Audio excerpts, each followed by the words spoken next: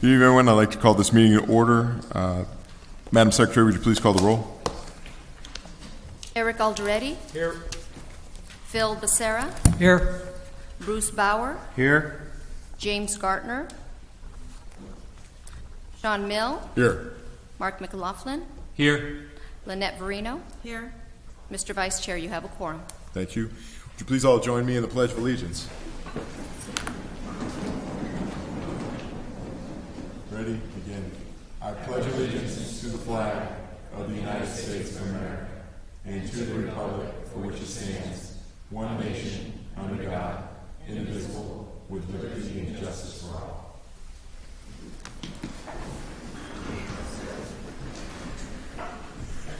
Welcome, everybody. Our first item is public comments. Is there anybody in the audience that wishes to address the Planning Commission on an item that is not on tonight's agenda? Seeing none, we'll move to the consent calendar. I need to go to Candida in regards to the minutes. Yes, we'd like to ask you to consider an amendment to the minutes to more accurately reflect the language that Commissioner Becerra presented at our last meeting. And it should read, 2 Santa Ana bus routes underneath, this is under Commissioner Becerra's comments, the first bullet. After shared that the Orange County Transit Authority, OCTA, adopted the revised bus program in which 2 Santa Ana bus routes were proposed for elimination and replacement with a circular route. However, the OCTA board voted to maintain the 2 existing bus routes. And with that correction, staff would recommend adoption of the minutes. Thank you. Do I have a motion? Motion to approve. I have a motion from Commissioner McLaughlin. I have a second. Second. Second from Commissioner Verino. All those in favor? Aye. Motion carries unanimously with Commissioner Gartner absent. That brings us to our business calendar. This is, and I'll go ahead and read the public hearing script. This is the time and place for the public hearing. If you wish to address the Planning Commission, please file a request. Mr. Vice Chair? Yes, sir. Should we do You know Commissioner what? communications? Thank you. I first? did miss that. Thank Before we get started, Commissioner disclosure. Thank you, Commissioner Becerra. Commissioner disclosure on agendized items. Commissioner Becerra. Thank you, Mr. Vice Chair. I'd like to disclose that I had a phone call with Mr. Thomas Gordon on March 24th regarding the CUP for the new food truck commissary. I received an email from Tom Lutz in support of the blinking owl item on the agenda this evening. I received an email from Mike Tardif in regards to the Central Baptist Church project on North Grand. And I spoke to Mario Turner by phone in regards to the AmCal project on the agenda this evening. Commissioner Alderetti. I spoke with Mario Turner this afternoon regarding the AmCal project before us, and we talked about the transportation aspect of the program, the affordability, and other SDs approved, special districts approved recently. Thank you, Commissioner Verino. I met with Mario Turner from AmCal, item number 6 on March 16th. And we talked about the items that we discussed at our design review committee. Commissioner McLaughlin. I spoke with Mario Turner on 325 with regards to the First Street project. I also spoke to, or got an email from Tom Lutz with regards to the Blinking Owl. Also one from Tim Rush, and spoke to both of them about that. And Thomas Gordon with regards to the catering commissary. Thank you. Commissioner Bauer. Yes, I also spoke with Mario Turner regarding agenda item number 6 on March 17th regarding that project. And also I received the emails that Lutz and Rush. I think we all received those emails. I think, yes. I must have got left out. Okay. I spoke with Mr. Turner regarding the Amcal development at 1438 East First. Spoke to him via telephone last Friday. He just called to ask if I had any questions regarding the project and kind of went over some of the upgrades and kind of what they had discussed at the design review committee. Spoke with Joe Andrade this afternoon via telephone regarding the Blinking Owl site. Spoke with Sam Romero via telephone this morning regarding the Blinking Owl as well. So with that, everybody's good? Okay. With that, we'll go ahead and we'll move to the business calendar. The public hearings, I'll go ahead and read the script here. This is the time and place for the public hearing. If you wish to address the Planning Commission, please file a request to speak form with the Secretary. Comments are limited to 3 minutes unless an extension of time is granted by the Chairman. The action of the Planning Commission is final following consent of the City Council unless, if allowed by the Santa Ana Municipal Code, an appeal to the City Council is filed with the Clerk of the City Council and a copy is sent to the Planning Department within 10 days from the date of the Commission's action or unless set for public hearing by the City Council. Staff will now present item 1 on our agenda, which is Conditional Use Permit 2016-03. Ivan.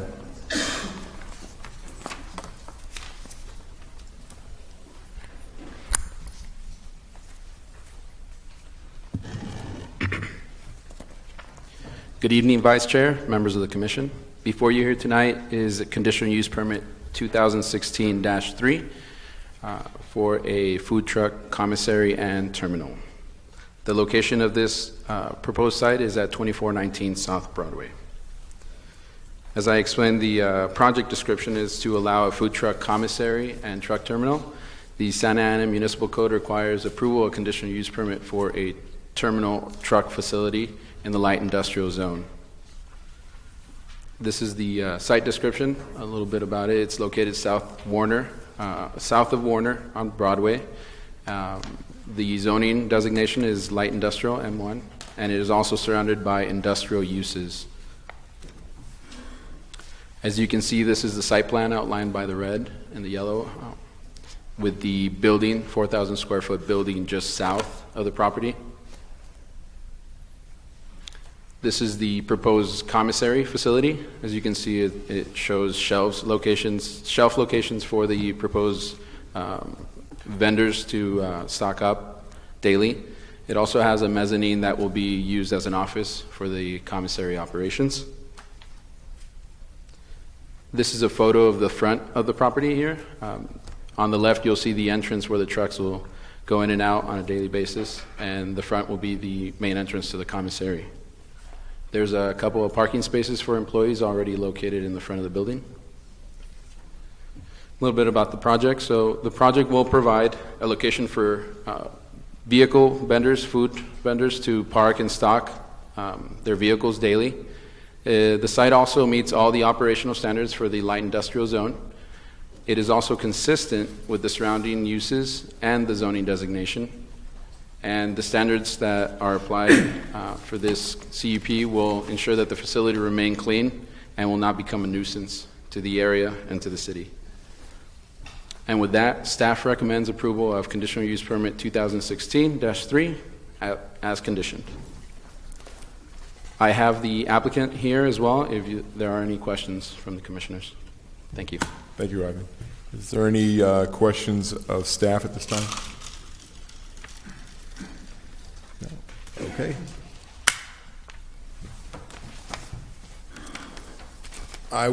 Is there anybody in the audience that would like to address the commission regarding this item?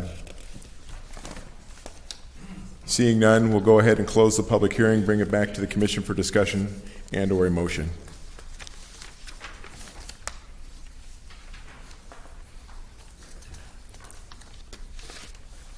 Okay, well, I'll go ahead and make a motion.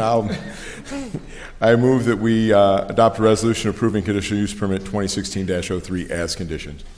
Second. I have a motion for Commissioner Mills, second for Commissioner Alderete. All those in favor? Aye. Opposed? Motion carries unanimously with Commissioner Gartner absent. That brings us to item number 2, which is Conditional Use Permit 2016-04. Ali.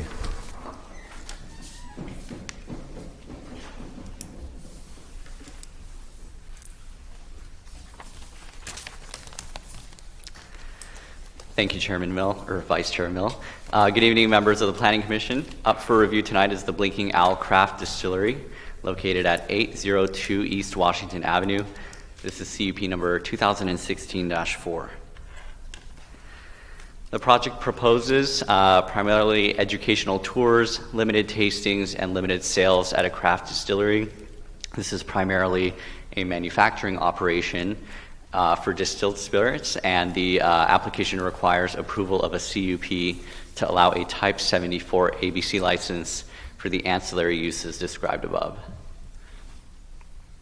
This is the site. It is located in the Transit Zoning Code, and it is surrounded by commercial and industrial land uses that immediately abut the site. It is located at the corner of Santiago and Washington Avenue. This is a site plan. The tenant space occupies a portion of an industrial building located near the corner of the intersection. And this is a floor plan showing the manufacturing equipment and operations, as well as storage that will take place within the structure, as well as an area to receive guests for limited tastings, a staging area for tours, and limited sales to the public. This is the site as it appears today. It's in an existing industrial building, and the site is currently fenced with an existing metal fence. So the applicant held a community meeting on February 4th, which allowed the applicant to meet with the community and discuss the application, as well as to describe the business and share or receive any concerns and ideas from the public. The public shared concerns about parking and traffic in the neighborhood, as well as at the project location. Also shared other items of concern that had to do with the overall neighborhood.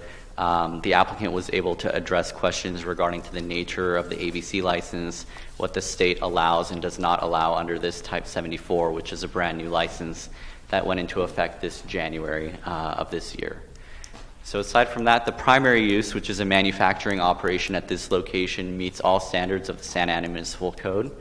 The project provides an additional amenity to the residents and visitors in this area as it kind of transitions into a more mixed-use neighborhood.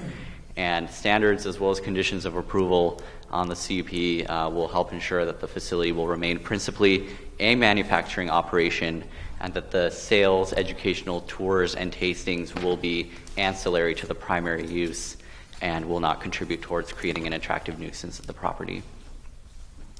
So based on this analysis, staff recommends that the Planning Commission approve CUP number 2016-4 as condition. I'd be happy to answer any questions at this time. Are there any questions to staff? Commissioner Becerra. Thank you, Mr. Vice Chair.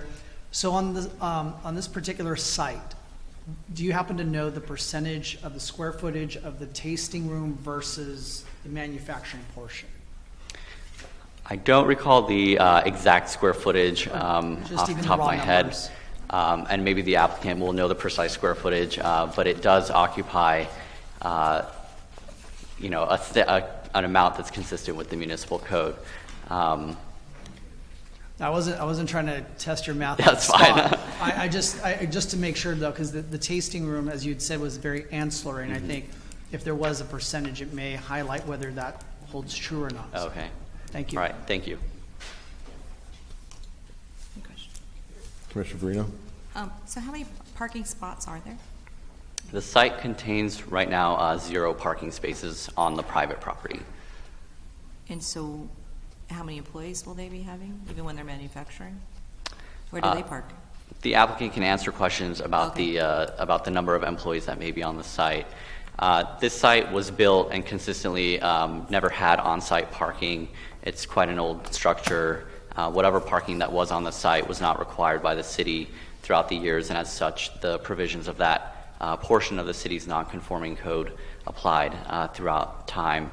One of the conditions of approval for this project is that if they were to hold any special events or any sort of events that were out of the ordinary, such as like a grand opening event or something similar, that they would have to provide a valet service or a transportation service for large crowds, and that they submit an operational plan to the city for review and approval prior to holding such events.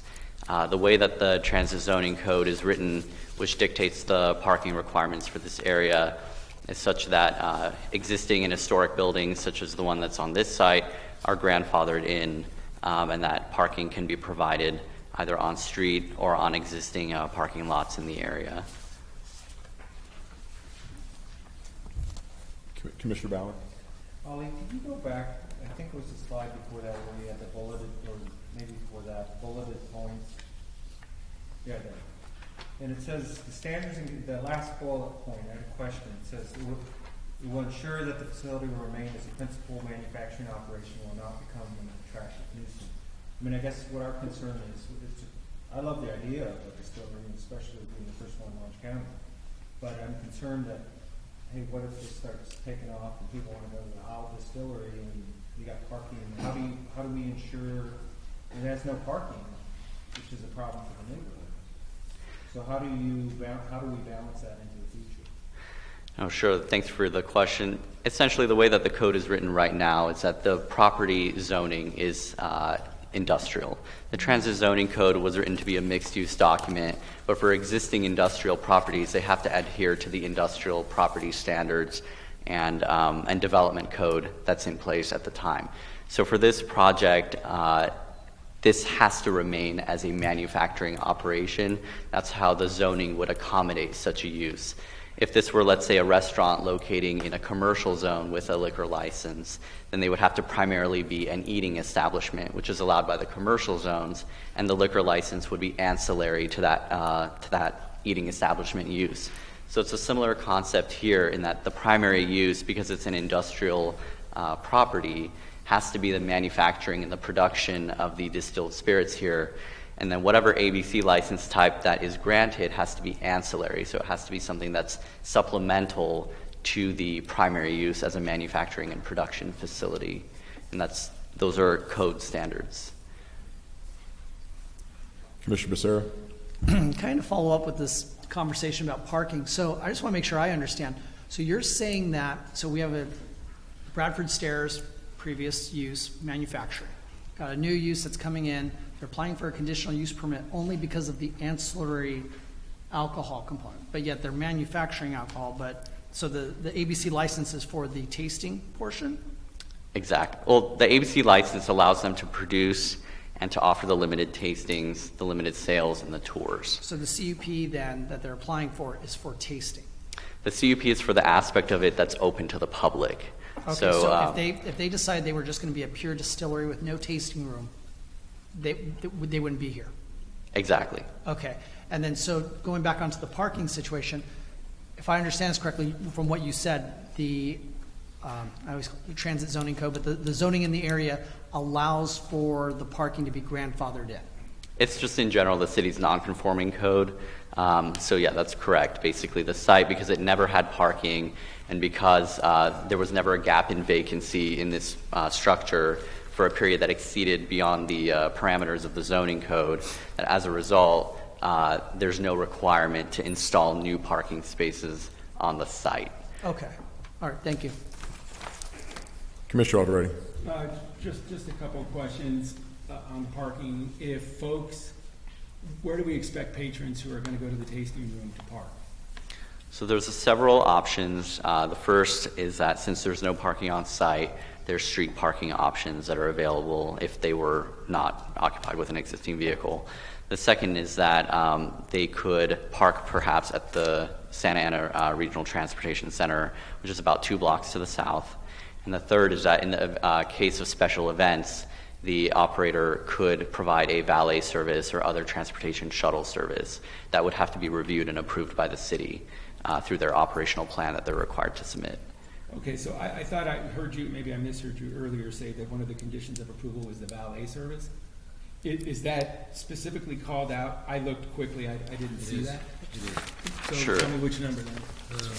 It's conditions number 1 and 2, and it basically states that first and foremost they need to come up with an operational plan that's submitted to the city for review and approval at least 30 days prior to any special events, and then it goes on to define any special events. And then the second is number 2, which then talks about the valet service and or transportation service. Got it.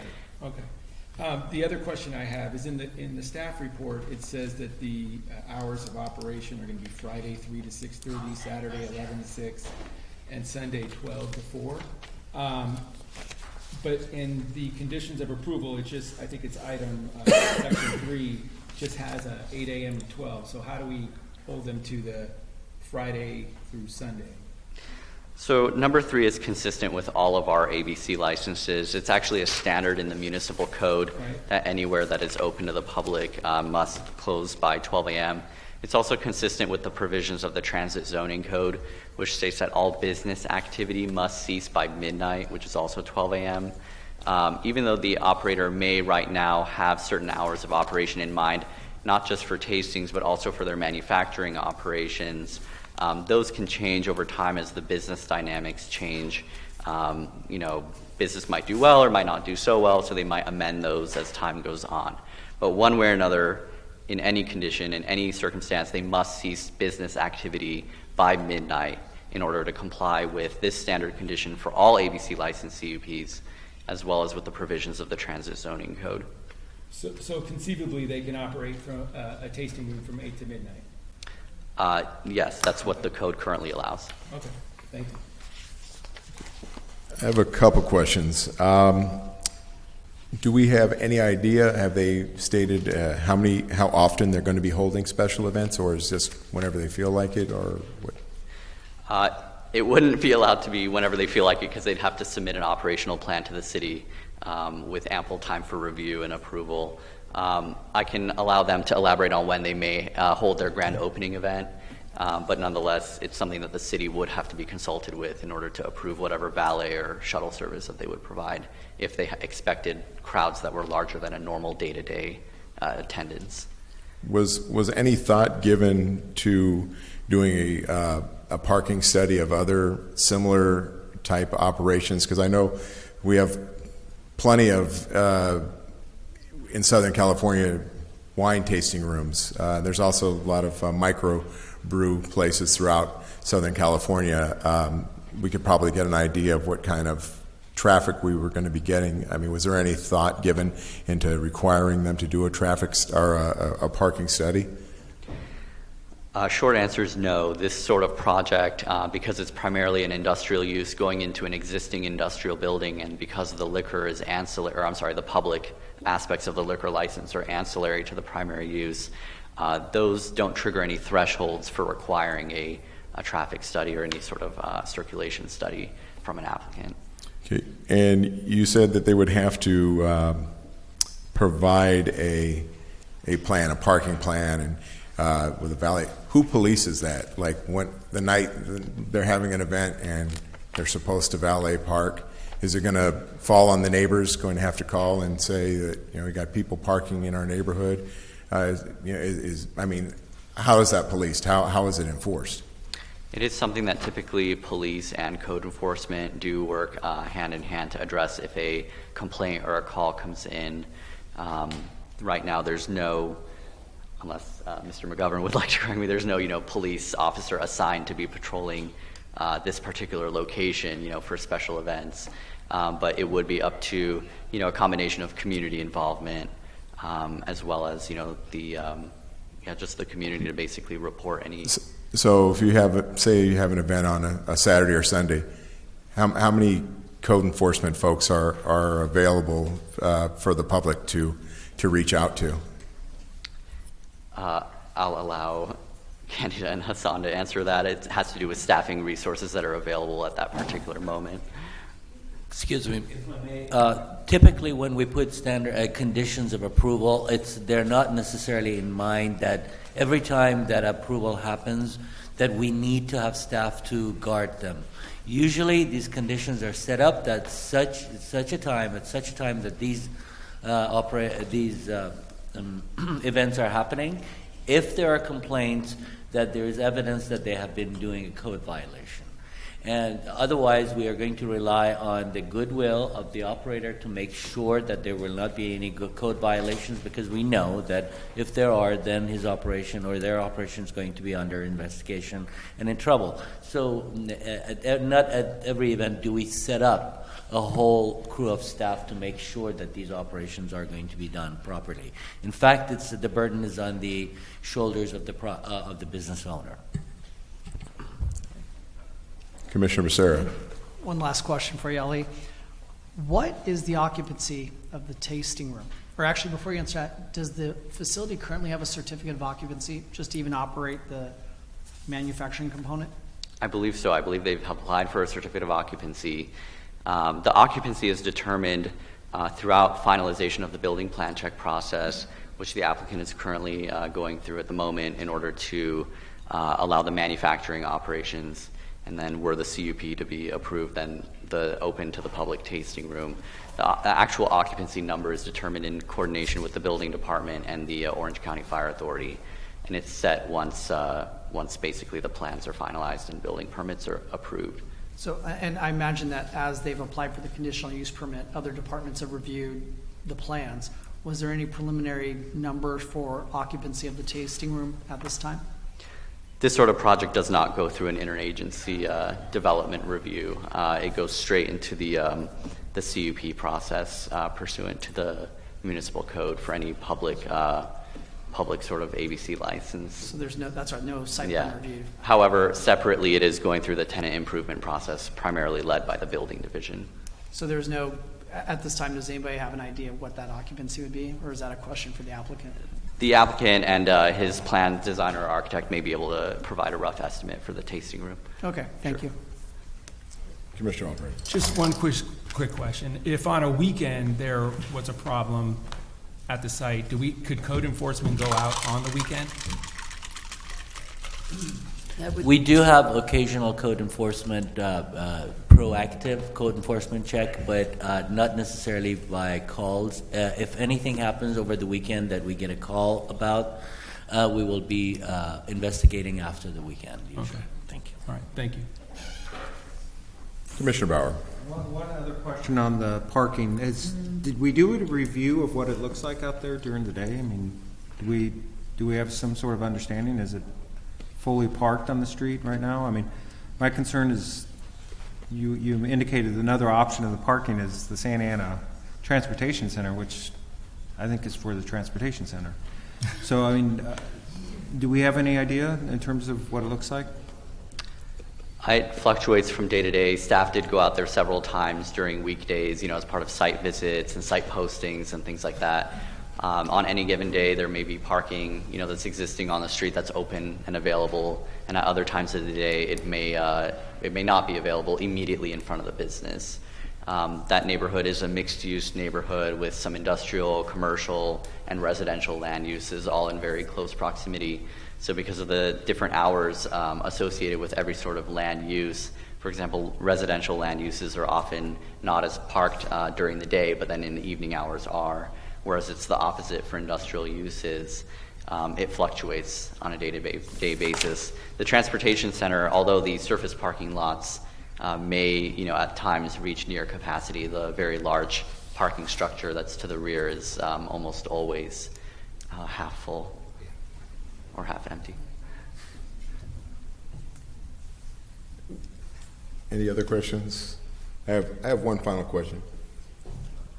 Is the site, can people be living on the site currently as it is zoned? Is it legal for someone to be living on the site?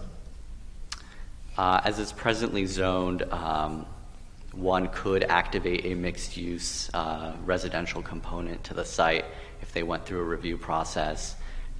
If there's any residents that have taken up occupancy in the structure at the moment, the Code Enforcement Division has been made aware of that and is conducting an analysis. So if someone is currently living on site, they are doing so illegally?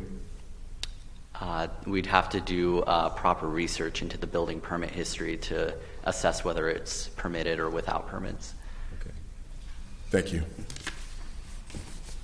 All right. With that, is there anyone in the audience that wishes to address us on this item? If you could fill out a speaker card Other than the applicant, anyone in the audience that wishes.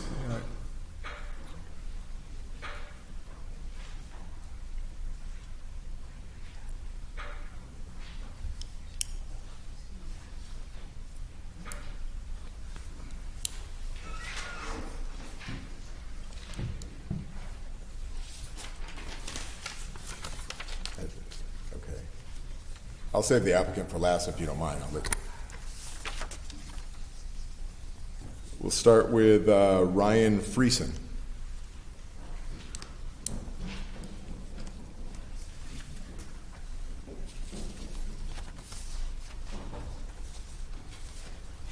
Good evening, council members. My name is Ryan Friesen. I live in Orange, and I am not the applicant, but I work for the applicant. I'm the head distiller at the distillery, and I'd be happy to answer any questions you have regarding the manufacturing process itself.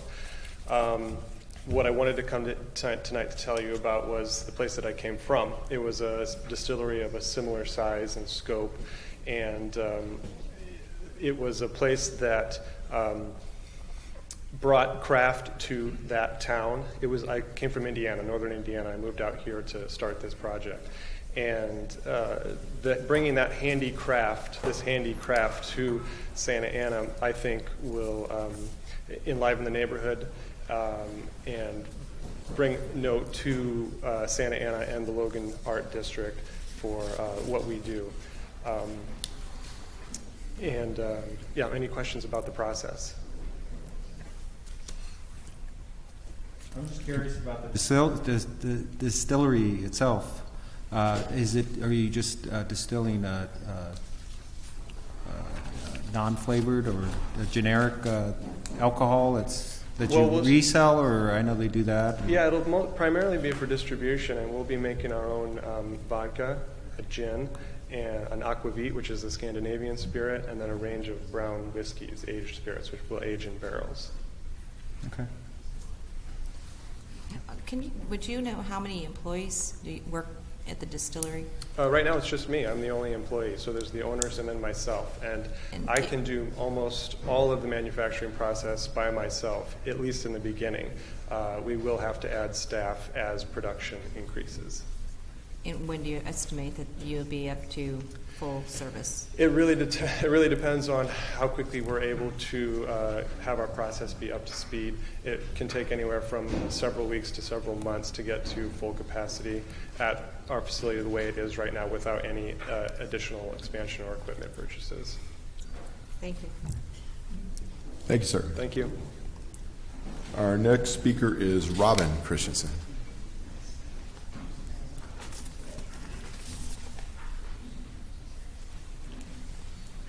Hi everyone, I'm Robin Christensen and I am one of the owners as well.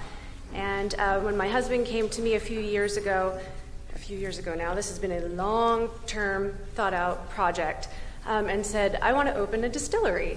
And I thought, that's really cool. What's a distillery? So we had made wine, and we've been to a lot of wineries.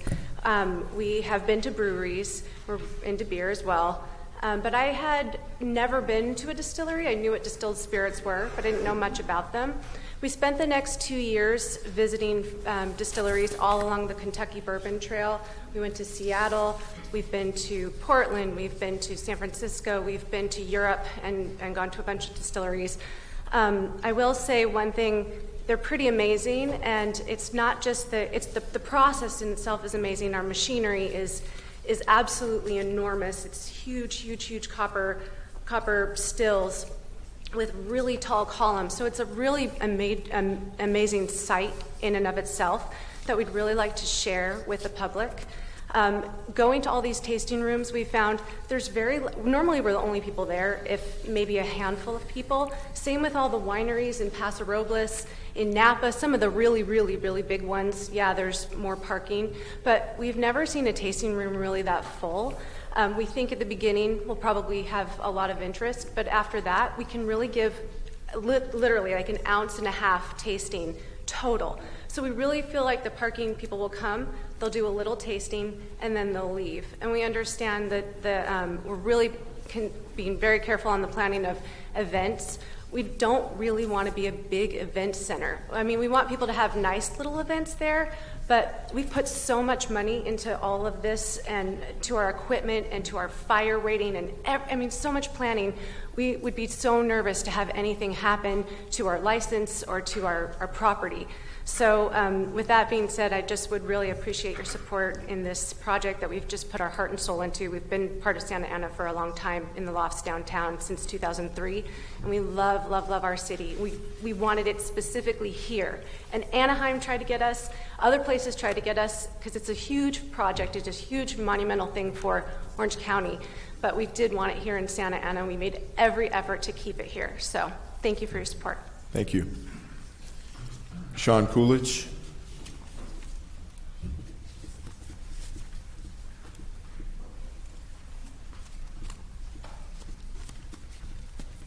Good evening, staff and commissioners. I'm Sean Coolidge. I'm a 10-year resident of Santa Ana, living at the Santiago Street Lofts, which is about 0.3 miles away from the Blinking Owl Distillery. So I think if anyone here has a concern or strong voice about this, I think that mine could hold some weight. I am also the HOA board member at my community, or one of the HOA board members, and this project, along with the streetcar and the roost, are probably 3 projects that have really excited the community and brought a lot of people together in excitement, because this is part of the vision of why they came to Santa Ana. They wanted to see the city grow in a very calm and mature way that showcases the talents and the abilities of the city. In case in point, in the first 3 months of the year, I was working up in San Francisco, and I did a tour of the Anchor Steam Brewery, and somebody asked, so where are you from? And I was like, I'm from Santa Ana. They're like, good beer company. I was like, yeah, how'd you know? Another person came up to me, like, yeah, so you live in Santa Ana, good beer company. Have you been to Native Son? Yeah, and the thing is, we're always trying to shed the stigma of alcohol, or alcohol has this stigma that we're always trying to let's no more bars downtown, no more restaurants. But the thing is things like this are putting Santa Ana on the map. I'm tired of reading in the paper that there's a gang shooting or there's some kind of political scandal, but things like this are something that we should all be proud of. And I'm really excited that this is coming to my neighborhood, as well as the 107 other residents in our neighborhood. Have not heard any complaints, all excitement. And as a homeowner, resident, and somebody who loves Santa Ana, I cannot express my full support for this project, and I believe that it is going to do the city and the rest of the image of the city so much, so much respect. So, just again, thank you guys for your time and consideration. Good night. Thank you. Tamara Brown. Hello, my name is Tamara Brown. Thank you for having us tonight and taking the time to listen to us. I've been a resident of the Lofts since 2003, and we own a gallery, Night Gallery Ceramics, and we've been in a business since the beginning of 2003 when the Lofts opened. And we do a great deal of events, art events, with artists and other events with also the Santiago Lofts, and coordinate. And as you've discussed, parking, there's 3 large structures downtown, and as we've also addressed, the large structure behind the transit center is usually empty, especially later in the evenings. And also, I've been in that area in the street parking, and the streets are not busy towards the later part of the day, so there is an adequate amount of open parking usually in those areas for things that we have encountered and attended and organized. So I just wanted to just address that. We have been involved in a great deal of things in the city, and sometimes people have to walk a little bit, but there are opportunities for parking in a lot of the structures in the city. We're also very excited to have this event and this place to encourage the tasting and the culture and the art. We feel it will really add to all of our businesses as well, and service of both kinds of clientele. So I just really want to ask you to consider this. Thank you. Thank you. Sam Romero.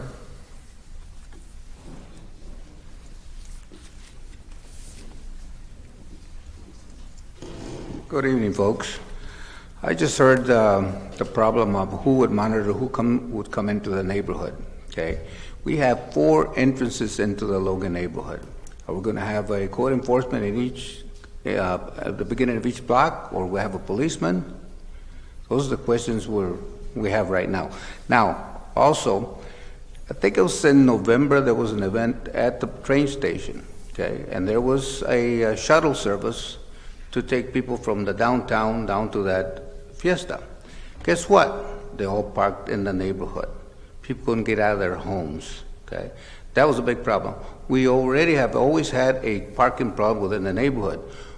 Within the neighborhood, we have several businesses, and very few have off-street parking. They all park in the street. And you go from on Washington from Santiago to, I think it's Custer Street. Almost any time of the day and night, you'll see wall-to-wall parking in the very, very narrow streets. People speed through there. We've asked the city to install a stop sign to slow down the people. We've got no place with the city. The city has not been helpful at all to help with the traffic problem in that downtown. Also, I think it was last summer, I believe it was, tenant in the same place where these folks want to come in, they had a get-together. And there was, again, people parking all over the neighborhood, okay? And most of these folks have come up and spoken about, they don't live in the neighborhood. They don't have to put up with all this baloney. So we need your support. You have to control all of this. We can't just open it up and with no adequate parking, okay? So anyway, that's about it. Thank you.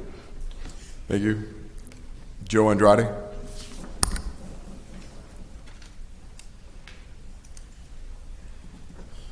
My name's Joe Andrade. I'm the Logan Neighborhood Association president. Biggest thing what you guys are saying about code enforcement. Yeah, we can get a hold of code enforcement. We can leave a message. But that day, nothing's going to happen. Nobody's going to come. I can call the police. Call 10 times.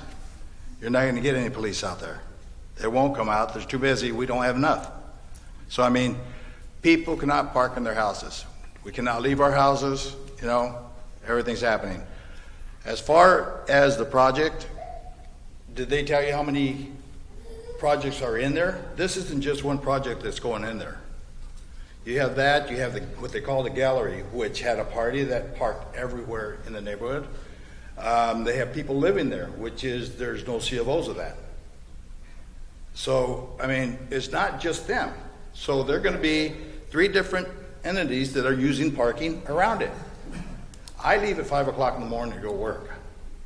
Washington's always parking, no parking, all the way down. I get home, no parking. So they can't tell me there's parking in the street for these events or just for the thing. There never is parking there, and they always end up in the neighborhood, especially if they have any big events. Like Sammy said, also, they had the one at the train station. Same thing. So the biggest problem, again, parking. Parking. And I'll say it again.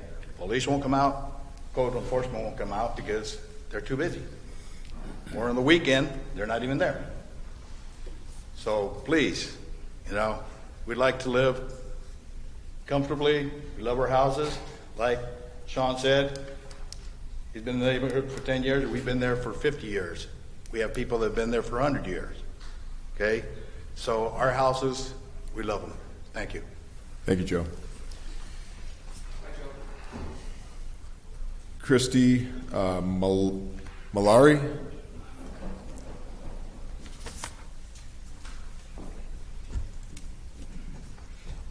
Thank you for giving me a couple minutes. I just want to express my support for this project. I also live in the Santiago Street Lofts, which are 2 blocks away from where this will be opened up. And I moved to Santa Ana a year and a half ago. To be honest, I did not want to move here. My husband talked me into it, and I'm so blessed now that I live here. I'm so thankful for the sense of community that I'm a part of. I'm really proud to be here. I'm really happy with where I live. I love the community, and the reason for that is I do get to enjoy all of the opportunities that are so close to where I live. I get to walk to Scoops and get a scoop of ice cream. I get to walk to Native Ale and get a beer, and I'm very active in our community. I'm not on the board, but I am in the neighborhood outside on a daily basis, multiple times a day with my dog, and I talk to all of the neighbors. I'm one of the biggest cheerleaders every time there's an open house in our community. And I have a wide social network. I'm a professional. I have a lot of contacts, and I have always encouraged, since I moved in, everyone to come to Santa Ana. We really are part of a really great, unique opportunity here to bring something into Santa Ana that's new and exciting. And I think our town needs it. I think that it'll drive us in the right direction. I drive by the Blinking Owl every single day on the way to work. There's lots of opportunities for parking. I understand the concerns of the neighborhood right there. But if from my experience, I have gone to distilleries and wineries, and there's usually just a handful of people at a time. So it doesn't sound like they're going to be having big raving parties that often there. And there is the train station. And, with any new project, there's always kinks that have to be worked out. And I assume that there may be problems in the beginning, and that's okay. We can work through them. But I do hope that we get your support in this project. The community is really excited, at least everyone that I've spoken with in Santiago Street Lofts. Thank you. Thank you. Is there anyone else? The last person I have is the applicant, Mr. Christensen.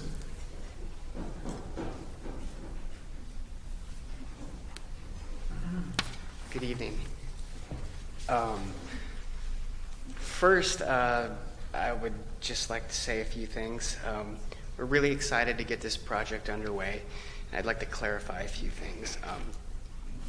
One, we are primarily a manufacturing facility. Our tasting room is really small. It's about 5% of our total square footage. The proposed occupancy that they're giving us for our tasting room right now, even though it's not final with the fire department, is about 37 people. And that's about, the tasting room's about 500 square feet. Two, we definitely do not want to make enemies with our neighbors. We look to enhance the neighborhood with our project. We took their concerns to heart. We don't want people parking in the neighborhood. At our community meeting, one of the neighbors actually suggested that the city look into putting metered parking up and down Santiago Street, which currently only has parking available from 6 a.m. to 7. It's not controlled. He said all weekend long there's parking up and down the street, which is true. I've worked at the distillery the last 2 weekends. Saturday and Sunday, there's available parking up and down Santiago in between Santa Ana Boulevard and Washington Street. So it is something I would like to, down the road, explore with the city. I also think it's an opportunity, if you put in parking, that you could make some revenue, as well as avoid people loitering in those spots, because I believe that's why there's currently a time limit that ends at 7 p.m. In addition to that, we really do believe we're a positive thing for the city and the community. We will be the first craft distillery in Orange County, which is huge. Governor Brown just signed into law this Type 74 permit to bring California up to speed with what's happening in the rest of the country. Craft distilling is a movement. It's happening all over the country. Utah, for heaven's sake, is more progressive in their craft distilling rules and regulations than California. So we're trying to make up for that. We're also creating new jobs and bringing new revenue into the city, which we think is really important. And our local neighborhood will benefit from that long term. So I really would appreciate your support in approving this conditional use permit. It helps us as a startup business. We've invested an extremely large amount of time and money into this project. And to be able to share what we do and offer limited sales and tasting, primarily for educational people on premise, is really a big deal for a small startup business like us. So if you have any other questions, I might be able to answer those. Commissioner Bauer? I did have a question. You said you're going to be hiring. Who would you be hiring? Well, we would eventually, as things are running, Ryan might need a distilling assistant, plus some people to help work in the tasting room as well, to help facilitate people who visit. Our tasting room will book tours at set times through our website. That way we're kind of controlling who comes in. It's hard for me to tell you exactly how things will look because I cannot predict the business and its growth until it's open and functioning. And once again, we have no plan. We don't want to make enemies with the people that live in the neighborhood who are there. We will encourage all our patrons to not park in the neighborhood. We are kind of a street away from the actual neighborhood, so for special events and things, we will definitely do everything in our power to keep attendees from parking in those streets, offering valet services. I used to have a business in downtown Santa Ana, which was an art gallery. We have arranged valet parking for those events in the past, so it's something I'm familiar with. So we are aware of their concern, and we do not want to make it any worse or add to the problem.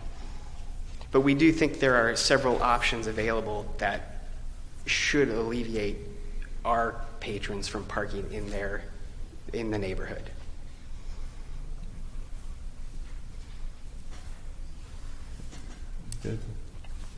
I have a couple questions. Okay. Mr. Andrade mentioned that it's just not the Blinking Owl, there are 3 other entities. Could you expand on that, or could you help me understand what? I lease just a portion of the building from the new landowner, so I can't speak specifically. I'm isolated in the front north portion of the building with our own separate entrances and whatnot. So they're just completely separate. They're completely separate. Okay. I have no idea what happens there. We do not have anyone living, unless you consider me there 14 hours a day living at the distillery. So how often are you planning to have special events? Well, occasionally at best. We're primarily a manufacturing. We're not an event center. We just know that when we're a startup and certain people have expressed they would like the ability to do special events, if I had to guess, maybe at the most 1 a month, and that seems overwhelming to me. So more likely maybe a few throughout a 6-month period. Then with the tastings, would that be going on? Is that a daily thing, or would that just be certain days? In the beginning, we planned certain days. I mean, it could grow into a few hours daily. Like I said, I can't project. I don't know. If there was demand to where I could run a few hours Monday through Friday, yeah, that's something we would explore. But in the beginning, we're looking at maybe Thursday through Sunday, limited hours. Because we are a startup, it will be the 3 of us working most of the time. So it's hard for me to say. I don't want to turn business away if it fits within the realms of our operation and what we're doing. I'd like to accommodate people in the best capacity I can without disrupting the neighborhood. So, with the tasting process, is it something where the folks would go online and perhaps RSVP? That way you could limit the number of people there. Because when I went to the Samuel Adams Brewery, for instance, we had to go online. You had to have, they sent you a ticket. So they're able to kind of limit the number of people. So you don't have 50 people showing up and 25 cars at once. If you say you RSVP before you come, so that way you can kind of. That's what we're hoping, is that what you're hoping to do.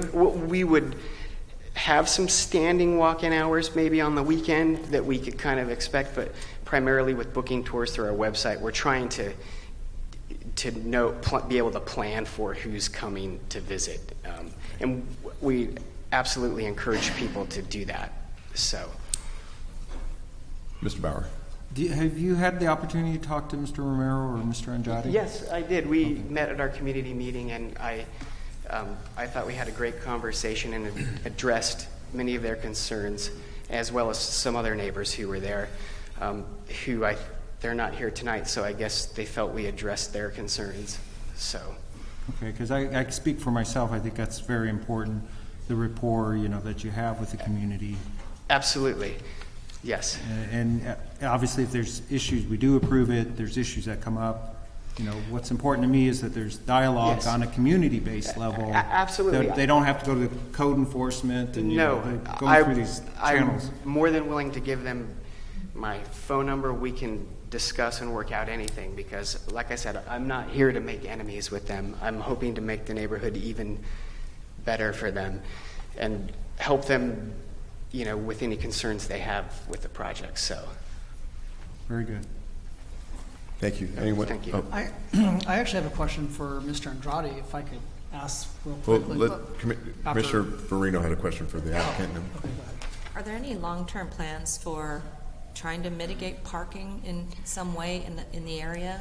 I can see at first when you're starting up, you definitely are. It's going to be a slow process, and everybody's and to gain momentum. Absolutely. But it could definitely grow into something very big, and parking may not initially be an issue, but I could see that developing.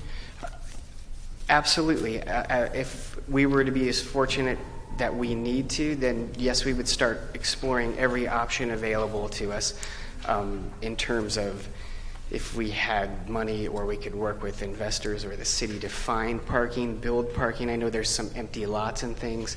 That's just a little down the road and out of our scope, but absolutely we're open, we're thinking long term, what are our parking opportunities. I just don't know, I can't answer that in a truthful manner yet when I don't know what those needs will be down the future. And also, in addition, tasting room of 37 seems pretty small. 37 people is not a lot. So as the business expands, you may also want to expand the tasting room. Have you thought of either moving the tasting room off-site, or do you have? We've invested so much money right now into this facility. Those are options available to us. It would just depend on what the state laws would allow, where we could place the tasting room. Right now, it has to be on the manufacturing facility, so we are kind of limited to that.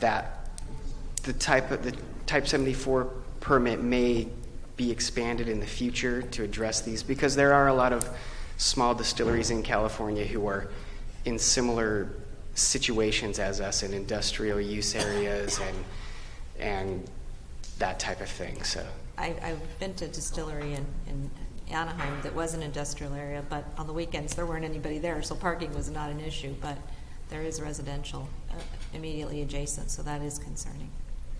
Thank you. Thank you, sir. Thanks. Commissioner Becerra. Yeah, I just had a question for Mr. Andrade. Just historically in Logan, maybe I'm just not aware of this. Has there ever been a push for a parking permit, like a district for the Logan neighborhood? We have one area that has it, but the rest of the area didn't want to because we have people that come over. Uh-huh. Okay, parking permits aren't going to do it. Okay. When we were going to do it is when we had ware disposal there. The parking they were taken away from us too. And that's when we're going to do it. Only one area did it. The rest of them, everybody didn't want to do it because they have big families, which is Hispanic. You know, we got a lot of people that come, visit, and stuff, so we didn't do that. Okay. But like, I don't like to say this right now, to bring this up for another one. Same thing with the lots. The lots are supposed to park inside. They're starting to park in the neighborhood too. So, Okay. like he's promising not to do it. Would that wear in for a while? Where's where? No, we're real weary. We've had already 2 times, maybe the 3rd time, more parking. We're not against them. We're against the parking and the parking. That's the big thing. Joe, you have my phone number. Call me. All right. Hey, hold on. Thank you. Just the one question, though. Right. For the record, I just wanted to reflect that we did receive emails from Mr. Tim Rush and from Art Eklund. He is with North Santiago LLC. So I just wanted the record to reflect that. If there's no one else that would like to address the commission, I'll go ahead and close the public hearing and bring it back to the commission for discussion and or a motion. All right. Well, I have a few things I would like to say. First of all, I did drive out there over the weekend. I'm very familiar with the Logan neighborhood, and parking is an issue all the time. Regardless whether the blinking owl is there or not, parking is an issue. If you've ever had a chance to drive down the streets in Logan, they seem to be extremely narrow. They're even more narrow. They're the most narrow. It's like driving down an alley. You get a car parking on one side of the street, you have a hard time getting down. It's kind of like going down those one-lane highways where you got to pull over to the side to let the other people come. So that was on the weekend. I drove through the neighborhood. I also, on my way to the meeting tonight, I drove through the neighborhood. And again, parking is very, very hard to come by over there. I want to be clear. I think this is an awesome idea. I think this is a great project. I know folks will come down here and make accusations that I'm some kind of part of the women's temperance movement. I'm one of these people that want to keep alcohol out of the city. Couldn't be farther from the truth. The Good Beer Company was brought up by Mr. Coolidge. When we approved that here, and I couldn't be prouder. I think it's a great business, and I'm part of the 50th anniversary committee for UC Irvine, and they wanted to make a craft beer. I called the guys at the Good Beer Company. The guy who owns it happens to be a UC Irvine alumni as well. I got him to craft a beer called the Anteater Ale, which is now sold at UC Irvine events.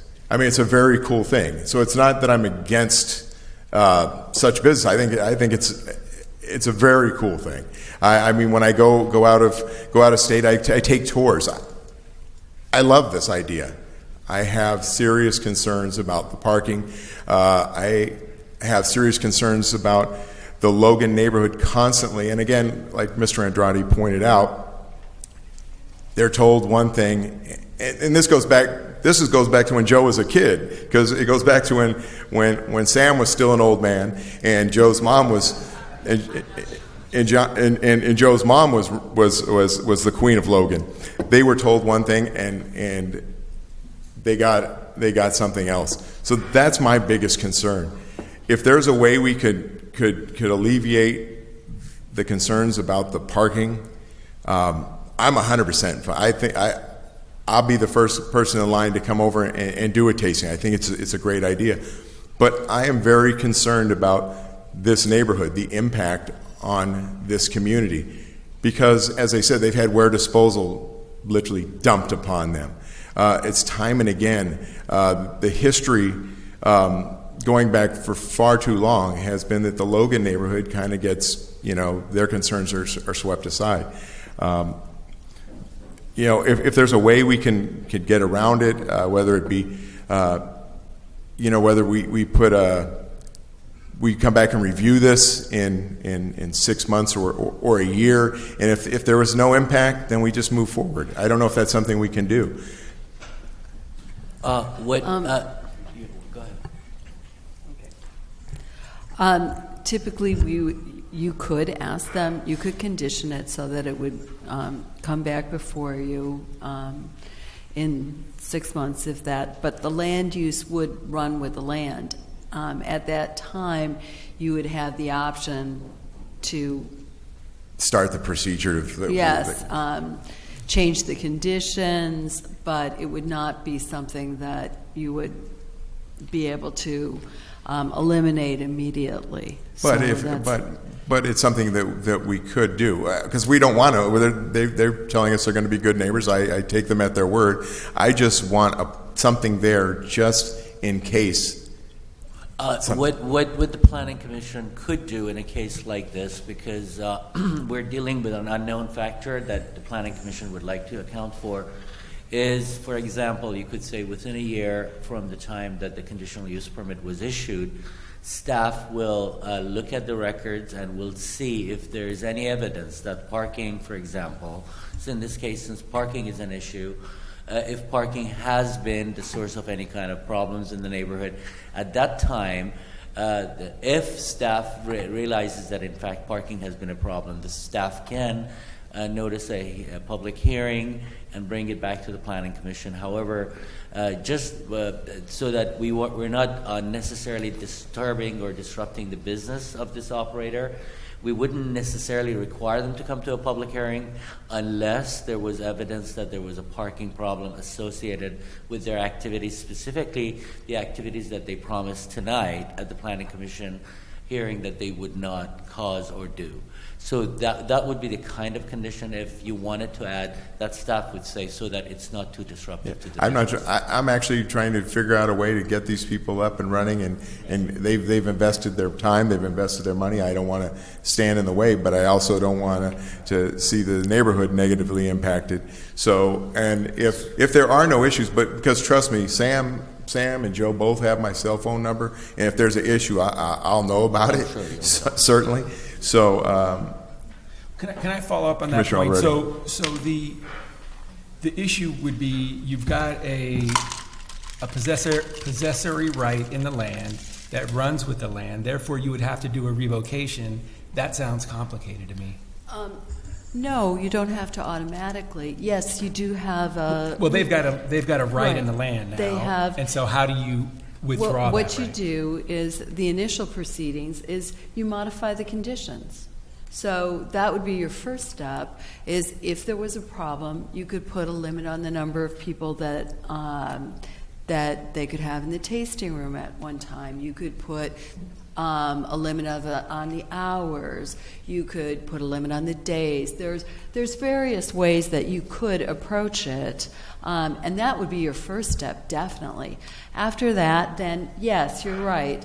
There is it runs with the land. Right. The land, the permit does run with the land, but you can, if those initial conditions don't work. We can start revocation proceedings, and that's step two. But that's a very,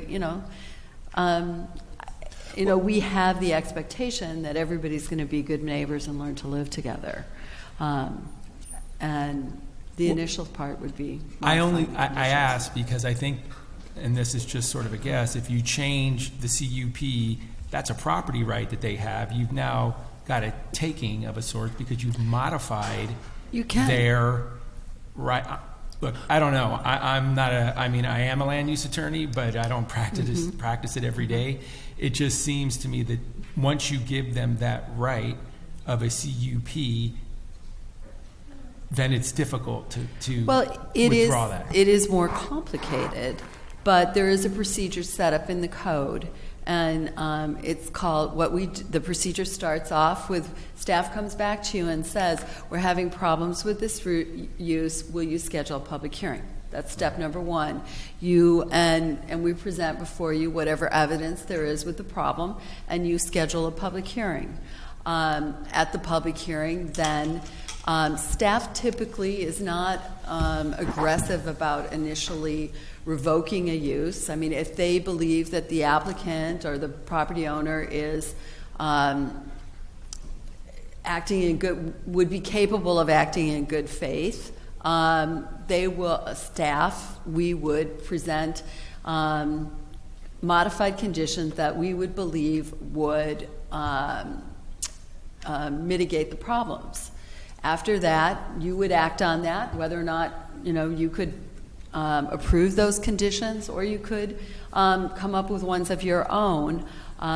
We would typically in the past, what I've done is something very similar to what Hassan's talking about, is set a time period in which we come back, bring it back to you and say,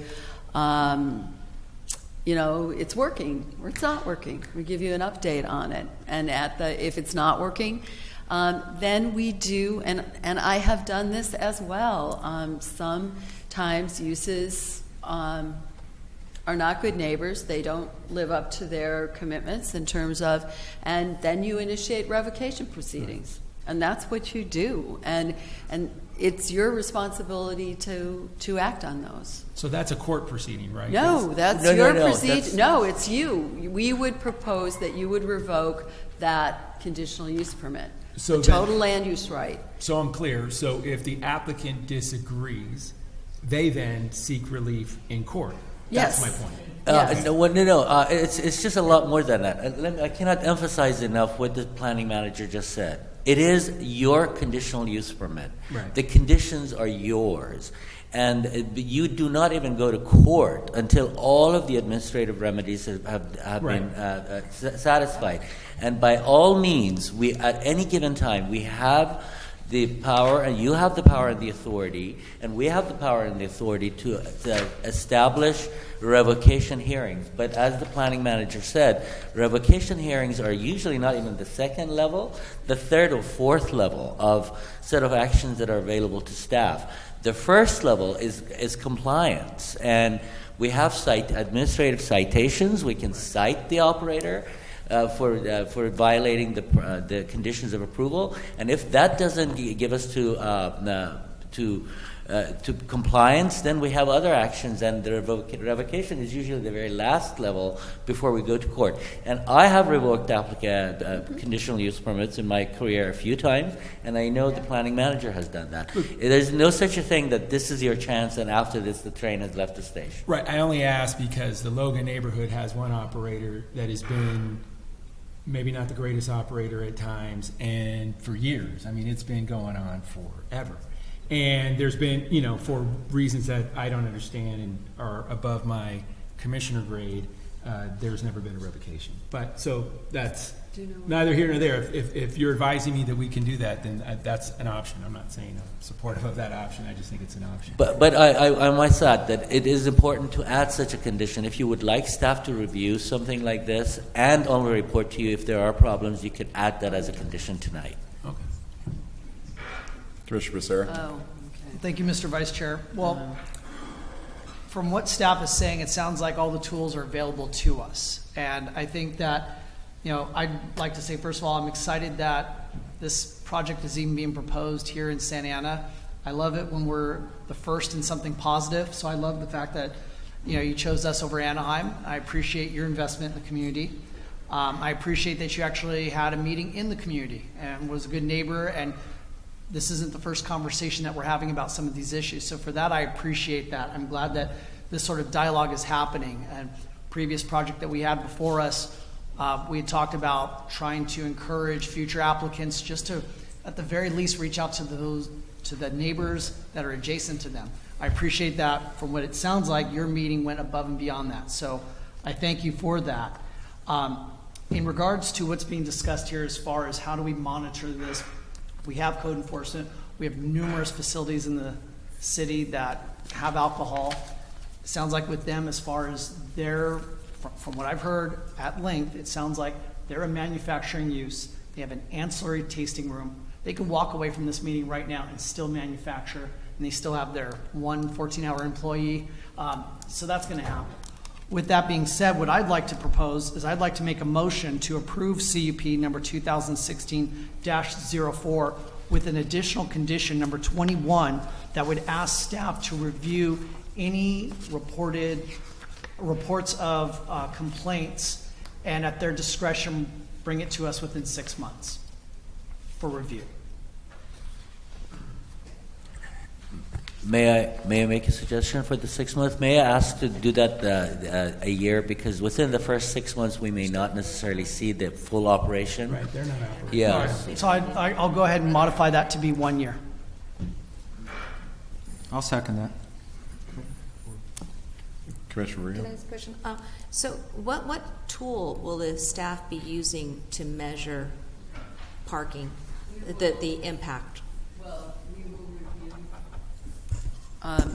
we will take reports. The neighbors are aware that we have this deadline. They know the playing field.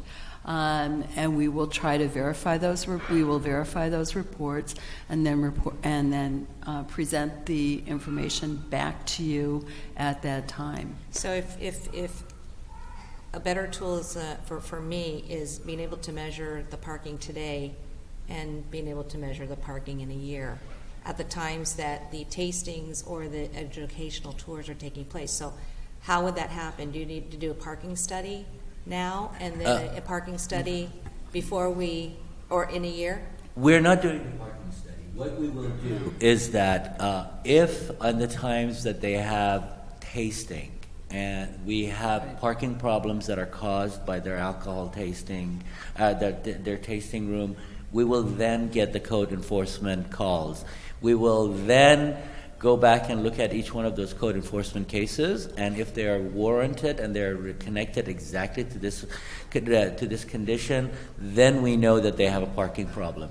Remember that the idea of allowing them to have the tasting room is not that they have full 100% parking, that there's parking available for the level of tasting room that they have, and that within the neighborhood. It's not that they may not use the available parking in the neighborhood. It's that they are not allowed to make that an overwhelming use of the parking in the neighborhood such that it disrupts the neighborhood. The parking that's available in the neighborhood is still available to everyone. I don't think that's good enough. I think that's still flawed, because if they're reporting it and on Saturday and it doesn't get addressed until Monday, the problem isn't there anymore. And so I just don't see how that process or how that system is going to work as far as how you're going to measure that it's actually that business's operations that are creating the impact to the neighborhood.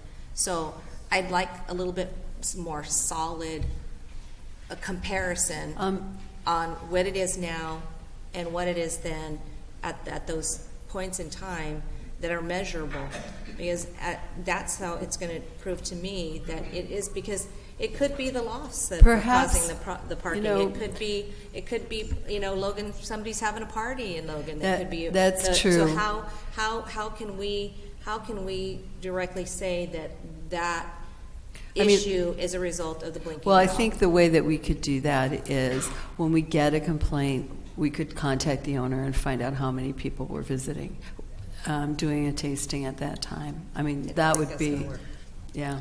I'm not comfortable with that. I'm afraid there is a discussion about parking and conditional use permits that I think there is this understanding that conditions make for a perfect situation. Conditions only give us the tool to look at an imperfect situation and find out if any negative impact caused in the neighborhood has been directly caused by this operation, and in this particular case, specifically caused by the tasting. There are a number even if we look at the exact parking conditions today and look at the parking conditions in the neighborhoods 8 months from now, there is no evidence that any change in the parking conditions has been primarily and only been caused by this operation.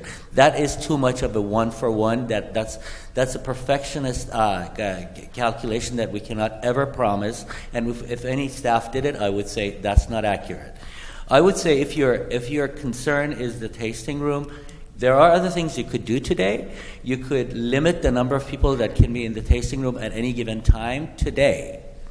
And that will give you a certain level of comfort and allow the applicant to come and ask to increase the size of the crowd, except for special events for which we can actually calculate the number of people that they can allow in the tasting room.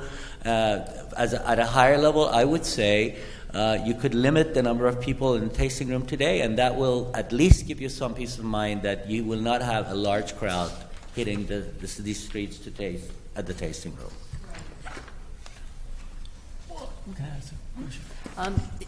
I think that's a decent suggestion, but I mean, we don't know what the issue really is right now, so we're trying to craft a solution for a problem that may come to pass and may not. But what I wanted to understand by what Commissioner Mills said and Commissioner Becerra put into a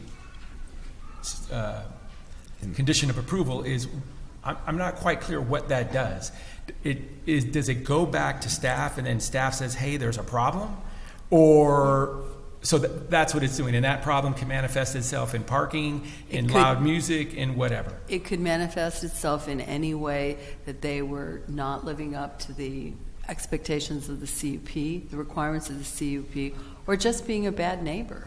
I mean, Well, I would expect, I'll just say this, I would expect this of any business. I would expect that whether it's in downtown, north, south, east, west, I would expect that if you, as staff, received enough complaints, that at some point, and I imagine if there's enough complaints, the 7 of us up here would probably hear about it if there was that many.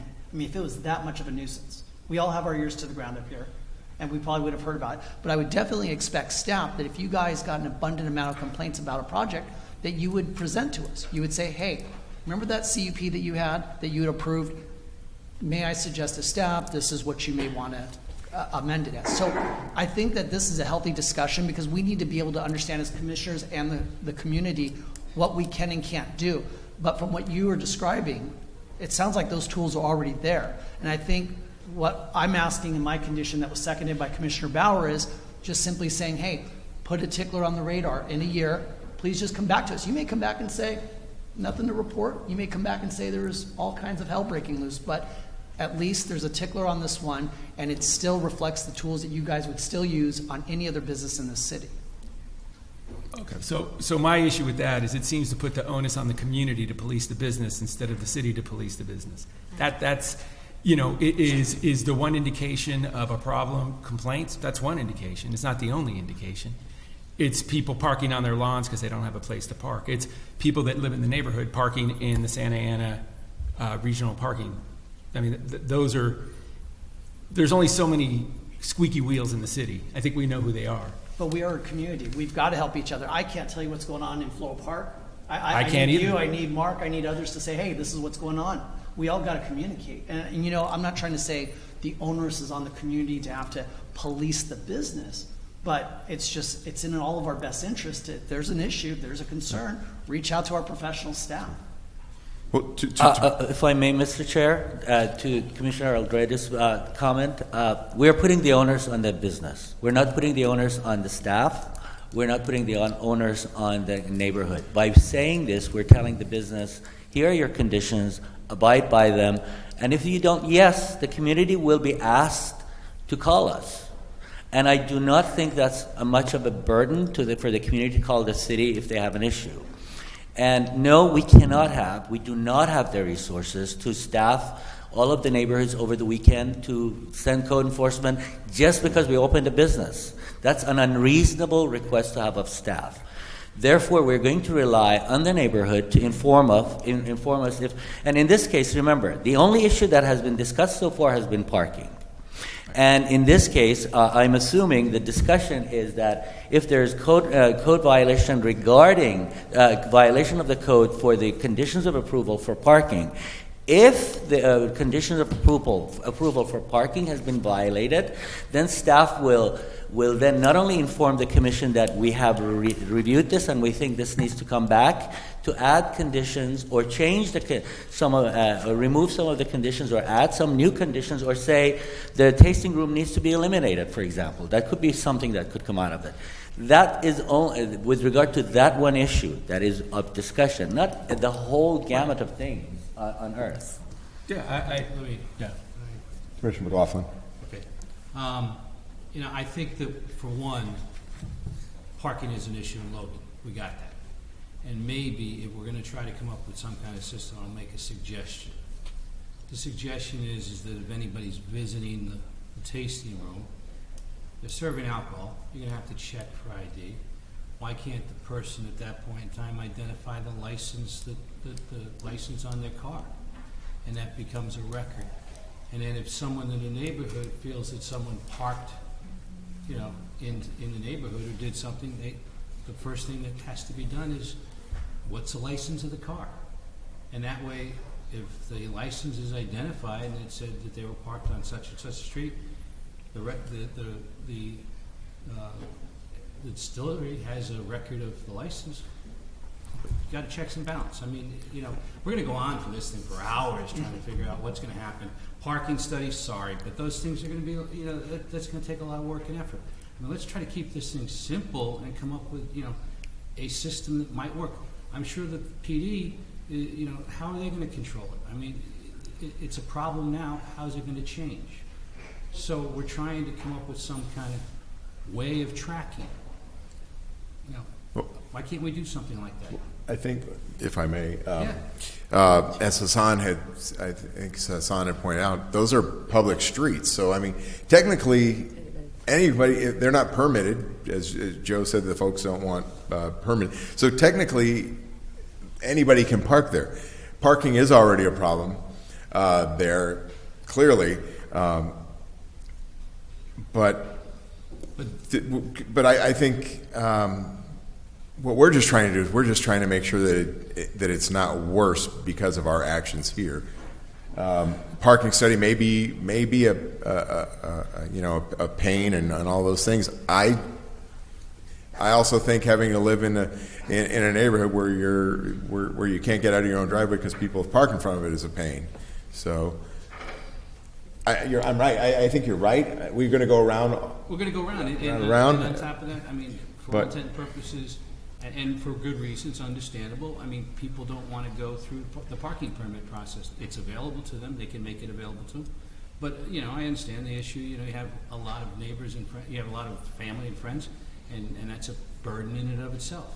But we just said, you know, I think Hassan said it earlier, the burden is on the distillery, and so why not give them a tool that says this is what they can do, this is all we would like them to do, keep track of it, and then you have some level of, call it checks and balance, you at least have some recording and record. And if we find out that there's more encroachment on the neighborhood and maybe not use of the open streets on Santiago or even the regional transportation parking, you know, at least we know that. At least, because frankly, the other side of it is that, you know, a distillery can put on an event and there could be 6 calls from the neighborhood saying we've got problems. What's the problem? And like you said, you know, that comes in on Saturday, and oh, by the way, on Monday it's investigated. What are they investigating? Air, vapor. I mean, you know, it's not a problem at that point in time. So look at something simple that's going to be able to, you know, hone in on keeping track of what we're trying to do, and maybe for the record it'll help us figure out how to handle parking problems in other areas. Because I mean, there's a lot of zero parking manufacturing facilities in Logan. I mean, I've been in there with the metal workers, and you know, you can barely get in there walking, let alone driving a car. So I mean, you know, let's look at something that works for the owners, works for the neighborhood, works for us. If I may, I don't think that the problem is the tasting room. I think that, you know, we could limit the number of people. I don't think that's the problem. It's the special events is where we're going to run into the issues. I think the day-to-day operations won't be a problem. I don't think people coming using the tasting room is going to be a problem. I think it's the special events. We're not, you know, as it looks now, they can have them. They have to come present it to us, I understand. But I mean, as it stands, they could have them as often as they want. And that's where we're going to run into the issues.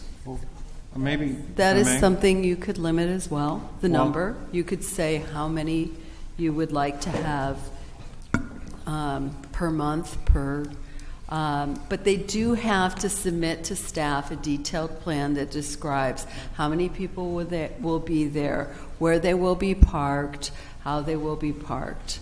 Can we, on that, if I may interrupt, on that issue, couldn't we say on a special event that they would be required to park at the regional trailer? It's already. Well, I think it's already in here. I mean, they have to work with our staff to do that. It's not that they just throw their hands up and say, I want to do a special event. They come to the city staff. They work with our staff. They come up with all the, you know, parking, mitigations of noise, parking, etc. So we have that. Staff's in the audience. They know that our concern is parking, and that we would prefer that it be mitigated towards the Santa Ana Depot's parking center. So if if that were put into the permit, the event permit that's being requested by the distillery, would that be accepted by PD? The question is there would, for each individual event, they will file a permit, and they will indicate how many people, the maximum number of people that can attend, where they will be parking.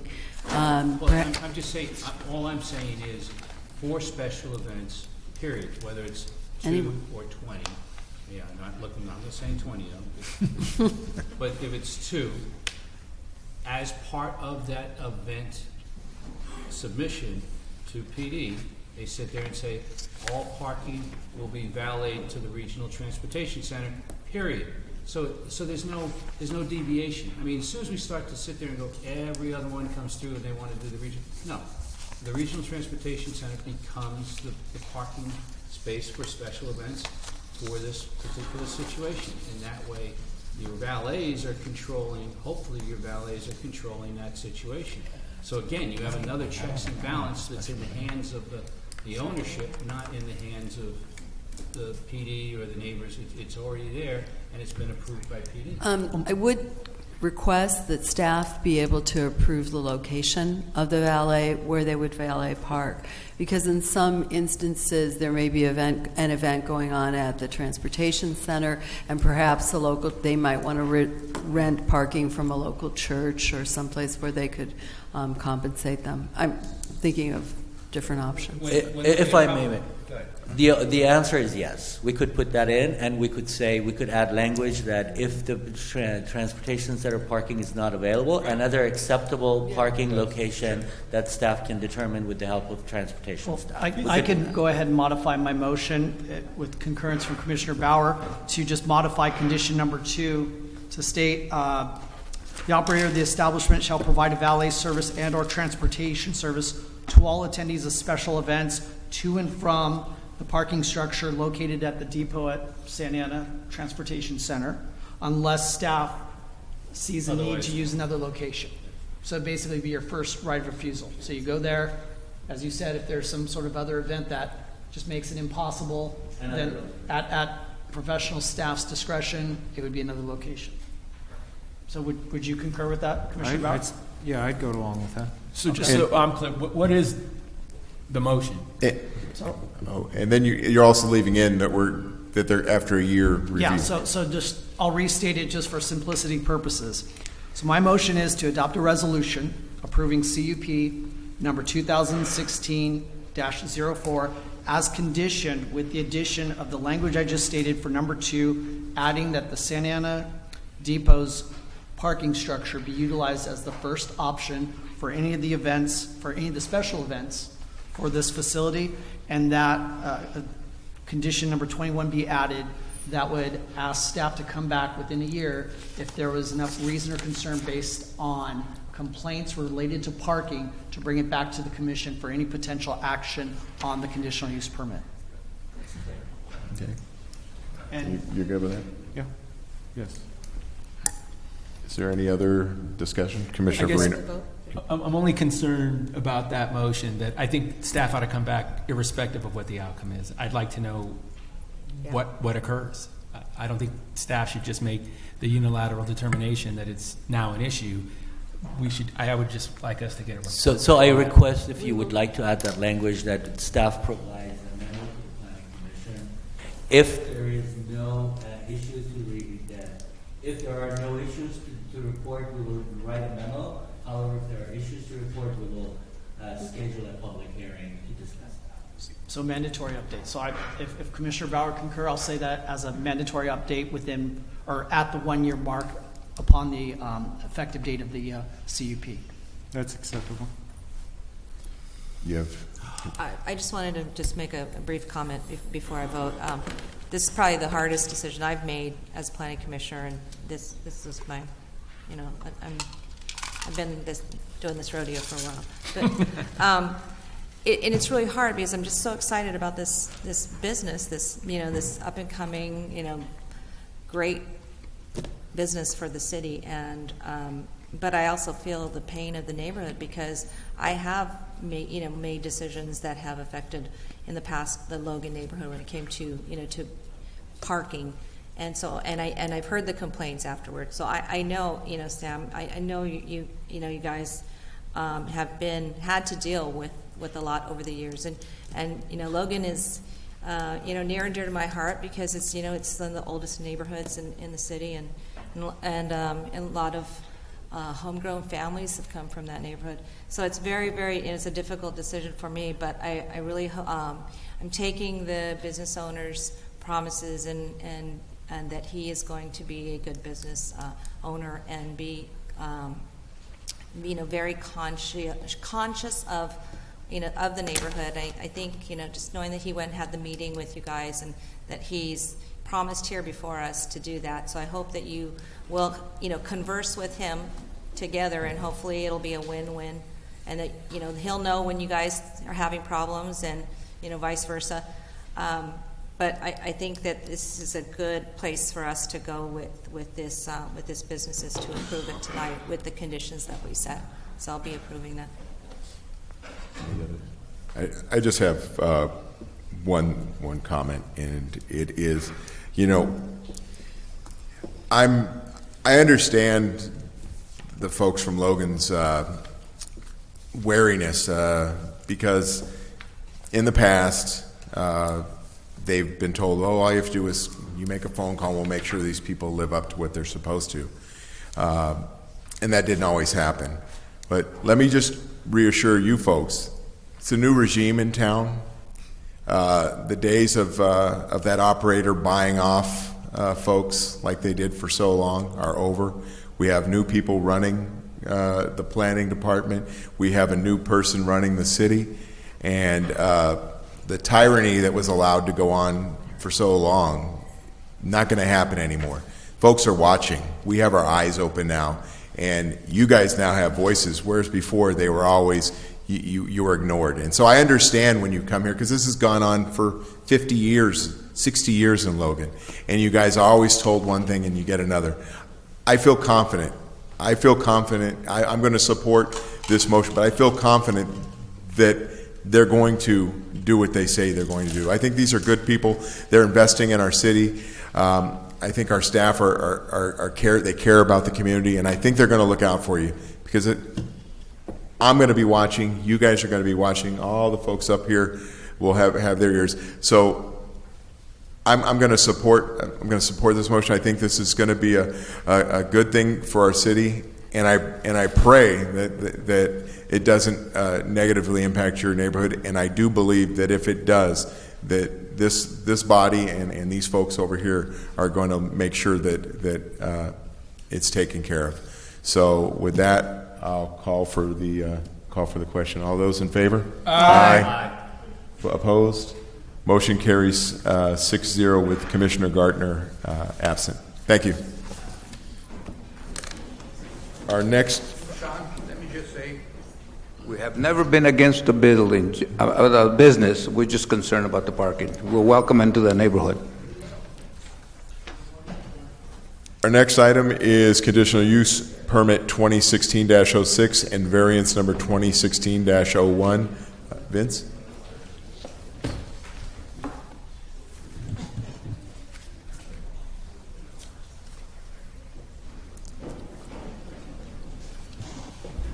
Central Baptist. Sorry. Good evening, Mr. Chairman, Planning Commissioners. Item before you is a request by Central Baptist Church to operate a new church within the city of Santa Ana. They've been looking for a permanent location for some time and have identified a site here at the corner of Grand and Santa Clara. So what they're asking for this evening is basically allow the ability to rehabilitate an existing structure in the site. Been vacant for over a dozen years. It was formerly occupied by a school use, but again, been vacant for about at least 12 years. I think it can do everything from light bulbs to landscaping, all the fixings for the site there. So what they need is two actions. One is a CUP for church use in the agricultural zone, and then a setbacks variance. I'm not talking about setback standards. Quick overview here. General plan is general commercial for the area. Zoning is agriculture. been there, that designation for many, many years. Surrounded by a combination of uses, residential to the east, you got commercial to the northwest and south, as well as the post office there just south as well. A couple of site photos. Again, the building built in 1966, hasn't had any attention for over a dozen years. You can see the building there in the background. A lower picture of the landscaping is pretty much dead. All that will be refurbished, re-cleaned up, and rehabilitated as part of this proposal. Here's your site plan, north to the top there. You can see the existing building, again, the parking lot there surrounding the building site. Floor plan, the center dark area there is going to be their congregation area, where they'll have the congregation as well as their multi-purpose room as well. The rest of the space around that area is going to be ancillary spaces, a couple of offices, restrooms, a little meeting room, as well as a library. So. And then there's just elevations. The building, again, will be cleaned up, be repainted. Roof equipment will be screened, new roof equipment. The building got stripped down to pretty much nothing. When they went in there to take a look at it, they took all the copper wiring and everything pretty much is salvageable out of the building. So they're pretty much starting from scratch, except it's pretty much basically a shell building. Some analysis here. Project's going to provide a benefit, looking for religious facilities in the city of Santa Ana. There's a need out there, and they've identified a location. So it's going to provide a location for this church to provide services to the community. Consistent with the general plan goals and policies, building rehabilitation, providing service to the community, making sites that really are a benefit to the neighborhood. And then this project here is part of the application here. Again, they're going to bring the site into closer compliance with the zoning code. That includes building cleanup, parking lot, rehab, repair, as well as landscaping. So the only thing they're lacking is that setback variance. And with that, what we're here before you is recommend approval of the CUP and the variance as conditioned. I'm here to answer any questions that you may have. Thank you, Vince. Thank you. Commissioner Becerra. Thanks for the presentation. On the variance, help me understand. So in relation to kind of what we were talking about with Blinking Owl, where we had an existing building, existing use, then you had the grandfathered ability to not provide on-site parking. So in this case here, we've got a setback issue. A1 zone. Now, how long has the building been sitting vacant? At least 12 years. We went back to 2003 and couldn't find any records of occupancy for that building. As far back as we go. So then the setback, because the building is built, couldn't be, the setback wouldn't be grandfathered in? No, that's correct. After 1 year vacancy, the site needs to be brought up to code. Brought up to code, okay. Yes, that's why the variance is before you, because of that 1 year vacancy. Okay. So but the variance, I guess, and help me understand this. Sure. To me, variance, not to sound graphic, it's like an amputation. It's like that last resort. You know, you've tried everything else to save it, and you said, okay, I've just got to succumb to doing this. To me, the variance shouldn't be something we just throw out there. In this case here, are we saying that there's no way to somehow reconfigure the building or something? Yeah. I mean, it's made out of granite. Yeah, there's a couple of options. One is you can add additional square footage to meet the setback variance, but then you're going to wipe out about half the parking spaces out there. Pretty much makes it non-usable for this use or any other use. The only uses allowed out there are pretty much agricultural, a house, or a religious facility. So by making them meet the parking standard or the setback standard, you lose half the parking. So that's one option which we explored and didn't find it feasible. The other option is you cut the building back approximately 5 feet. Talking to the architect and our building department, it pretty much the cost to do that would make the use of the building infeasible as well. Just too cost prohibitive to do that. You might as well just scrape the whole building and maybe start all over. So we're trying to work with the property owner and the applicant to use a building that's still functional, still a good building, solid building, just doesn't meet that setback standard. So we're looking at options. We're looking at enhanced landscaping, which we've done in the past. This body's done it several times in the past. As you take that setback and really make it really nice, lush, drought-tolerant landscaping that really helps mitigate that setback variance. Okay. I don't want to put the cost burden on the applicant, but at the same time, it just seems like a very loose use of the variance. But another concern, and this was brought up in my correspondence with Mr. Tardif, he had mentioned that the site is currently being used for what's being proposed in here. Help me understand that. Is that happening? No, it was at one time in the past. When they came in and applied for it, they were using the facility. We told them that was a violation of the code. They couldn't do that. They stopped using that facility. Okay. And the applicants here, you can kind of give us more background as well, but that's the knowledge that I'm aware of for that property. Okay, thank you. Certainly. Any other questions to staff? Thank you. Vince. Is there anyone in the audience that would like to address the commission regarding this item with the applicant?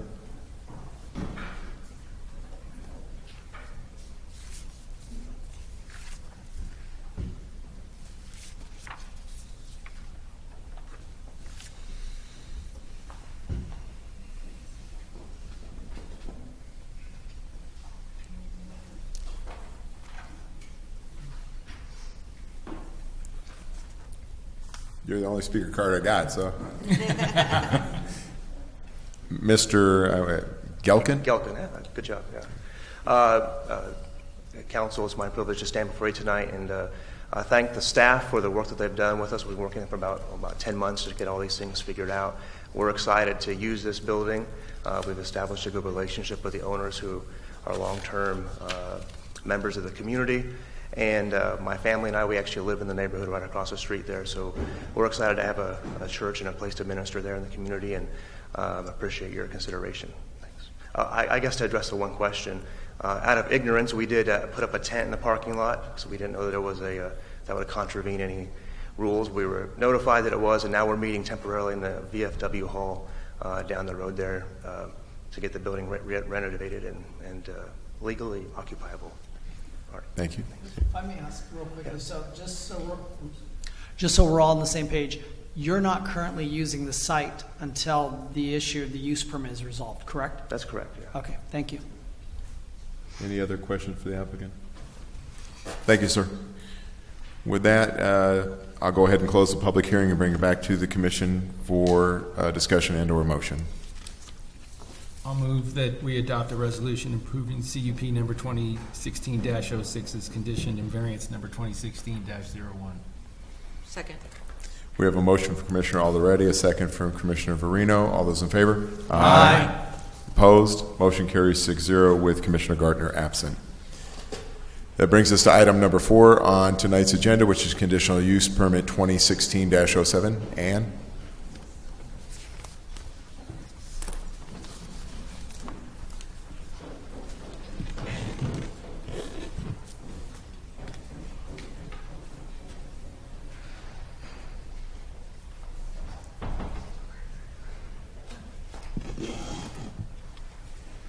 Good evening. Excuse me. Good evening, Vice Chair, members of the Planning Commission. This is a request from Carl's Jr. Restaurant for a drive-through window service at 3325 South Harbor Boulevard.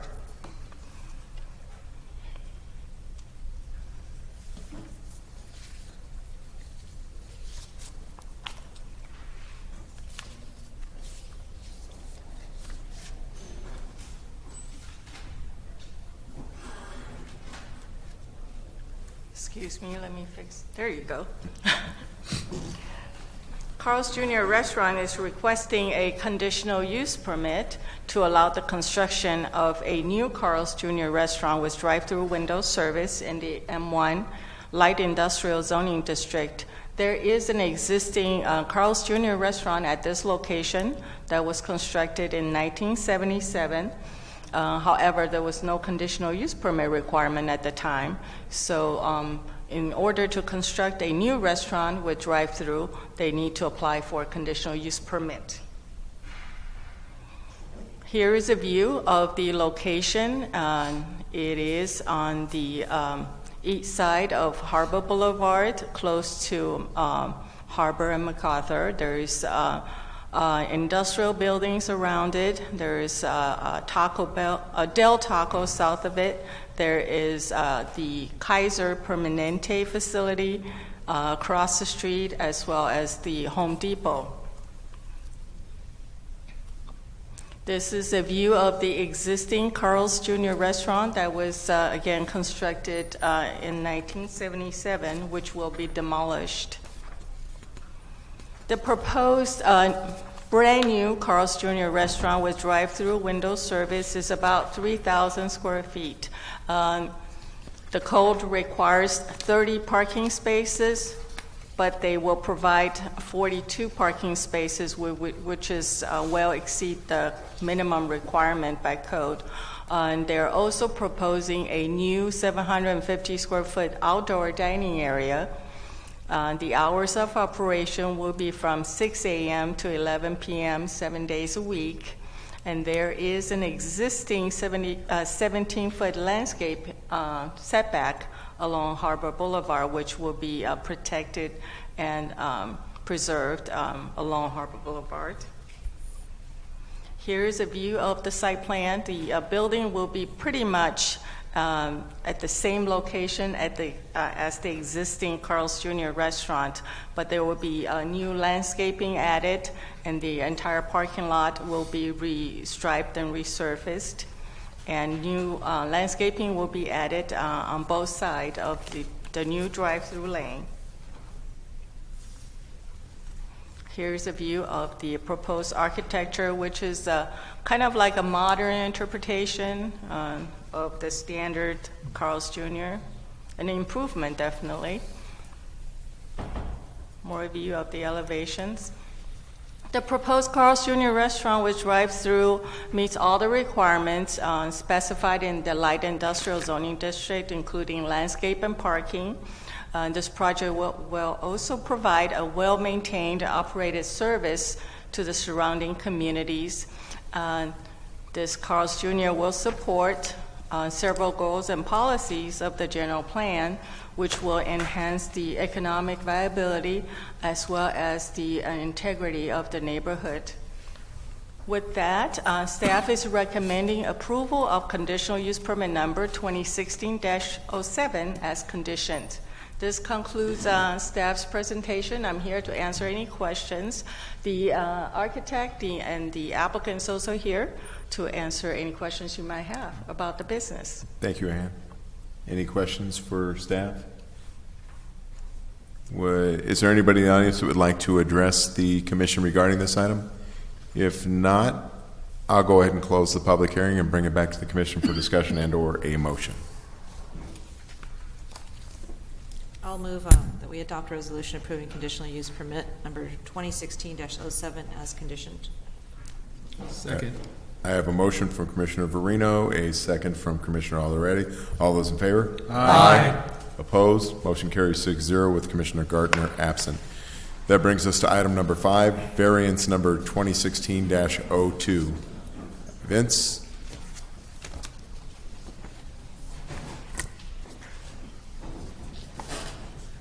Hello, I'm back again. Give me 1 second here. All right, good evening again, Mr. Chairman, Planning Commissioners.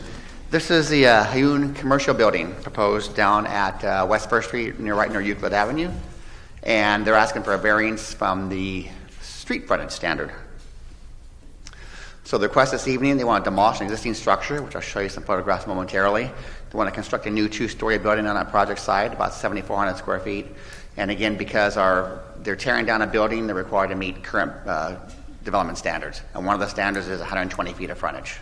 And this project only has 90 feet of frontage. So they need a variance from that standard. So that's why they're here this evening.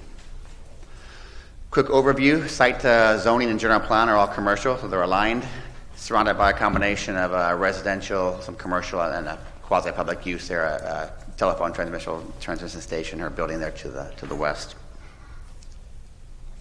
A couple of site photos there you can see there in the photographs there, pretty much the metal shed building there. It's existing. That's non-conforming use, and that, again, you can see the site, the paving's in really bad shape. All that will be taken down, and we'll see a brand new building in its place. That complies with everything but frontage standards. Here's your site plan here. Because of the way the property's shaped, it's more of a lengthwise building there. Again, meets all parking, landscaping, setbacks, bike racks, meets it all, except for that frontage requirement there. So that's your site plan. 2-story floor plan, going to be a mixture of office, medical office, and some retail space. Then there's just a rendering of what the building's going to look like. Nice little modern design, a mixture of building materials. It'll be a really nice addition to the neighborhood. Brief analysis here. Project's going to benefit the community, taking a non-conforming use on a rundown site, taking it down, putting up a brand new building. It's going to generate some sales tax and revenue for the city. It's consistent with several goals and policies of our general plan. And again, it complies with everything with the zoning code with the exception of that lot frontage. Basically, they just can't get any more frontage. They've got a phone facility to the west, which they can't acquire land there. They've got a 33-unit condominium complex to the east, can't acquire land there. They're pretty much set between 2 existing sites. There's no way to get that additional frontage. So that's why they're here before for the variance. And what we're doing this evening is we're recommending approval of that variance as condition. That concludes my presentation. Again, the applicant's here, architect's here. If you have any questions, we're available for you. Thank you, Vince. Any questions of Vince? Commissioner Bauer? How wide is the lot in the front? 90 feet. It is 90 foot wide. Entirely 90 feet? Yes. Okay, so this would be the entirety of the lot then? Yeah, that whole picture there that you just see here, well, there's the aerial. Yeah, that red there is the entire lot, and it's a 90-foot wide frontage. Okay, I see. So, I yeah, thought there was space. I didn't understand it from the renderings. No, I guess they're landlocked and everything. Those two existing uses, and there's no chance they've tried. There's no chance to acquire those properties. So what they have to do is, again, the building goes north-south. Usually they try to get a commercial project that kind of faces the street to give it exposure. In this case, it has to go a little deeper to meet the standards. Any other questions of staff? Thank you, Vince. Thank you. I have 2 speaker cards. The first, Michael Morkos.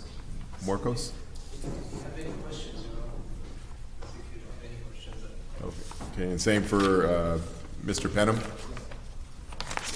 Okay. Does anyone have any questions of the applicant? Okay.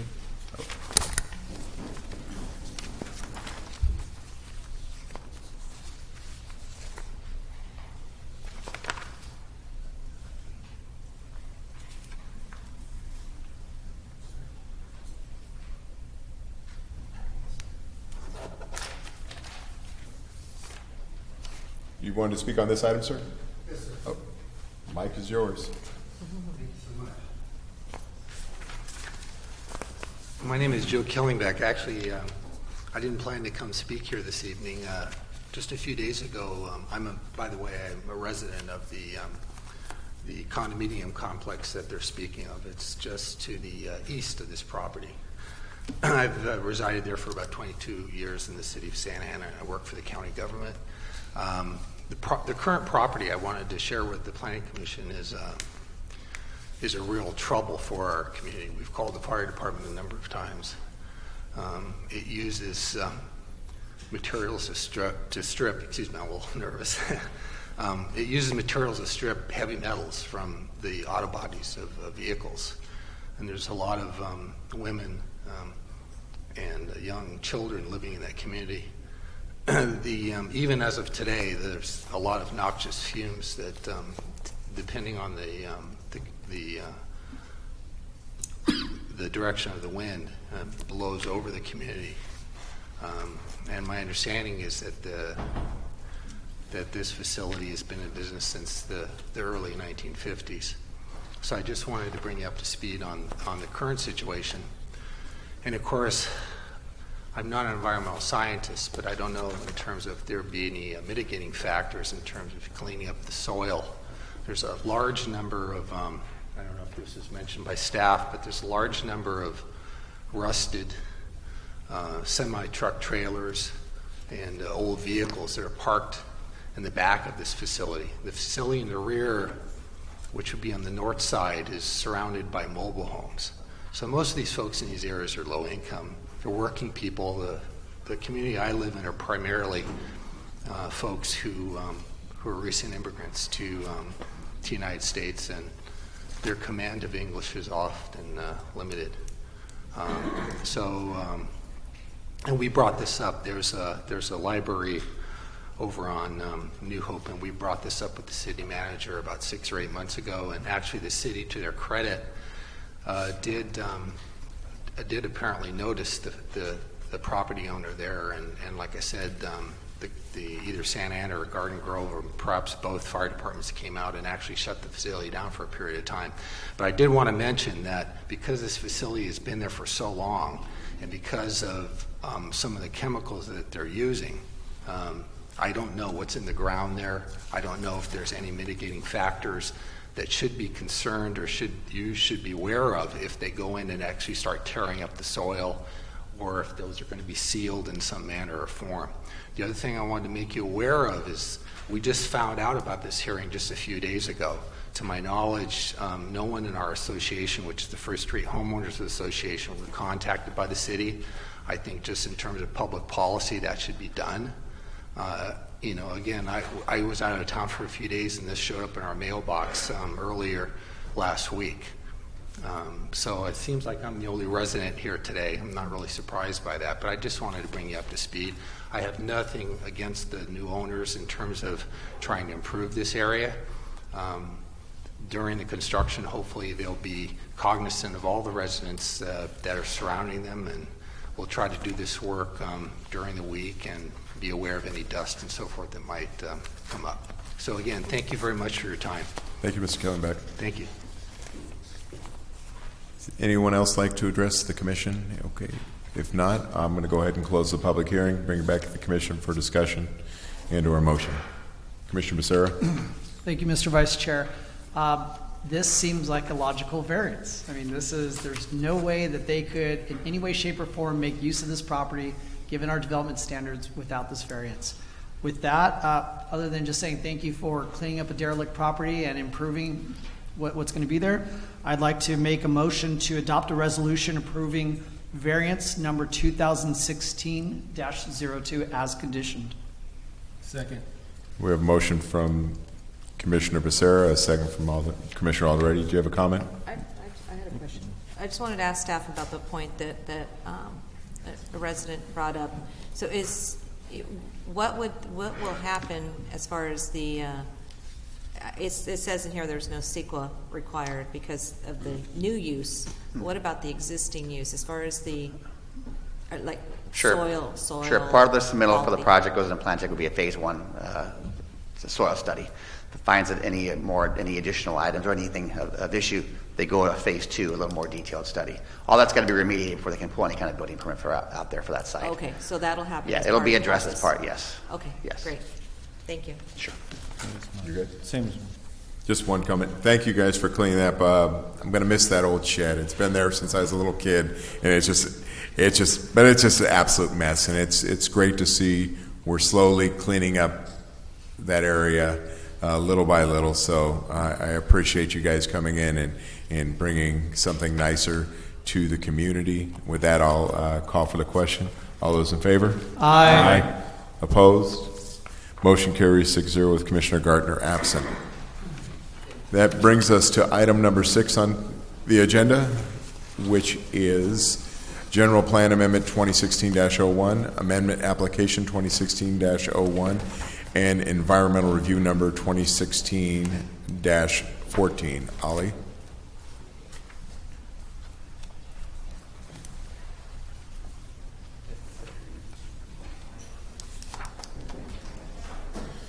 The applicant may want a moment to set up some easels as part of some material boards.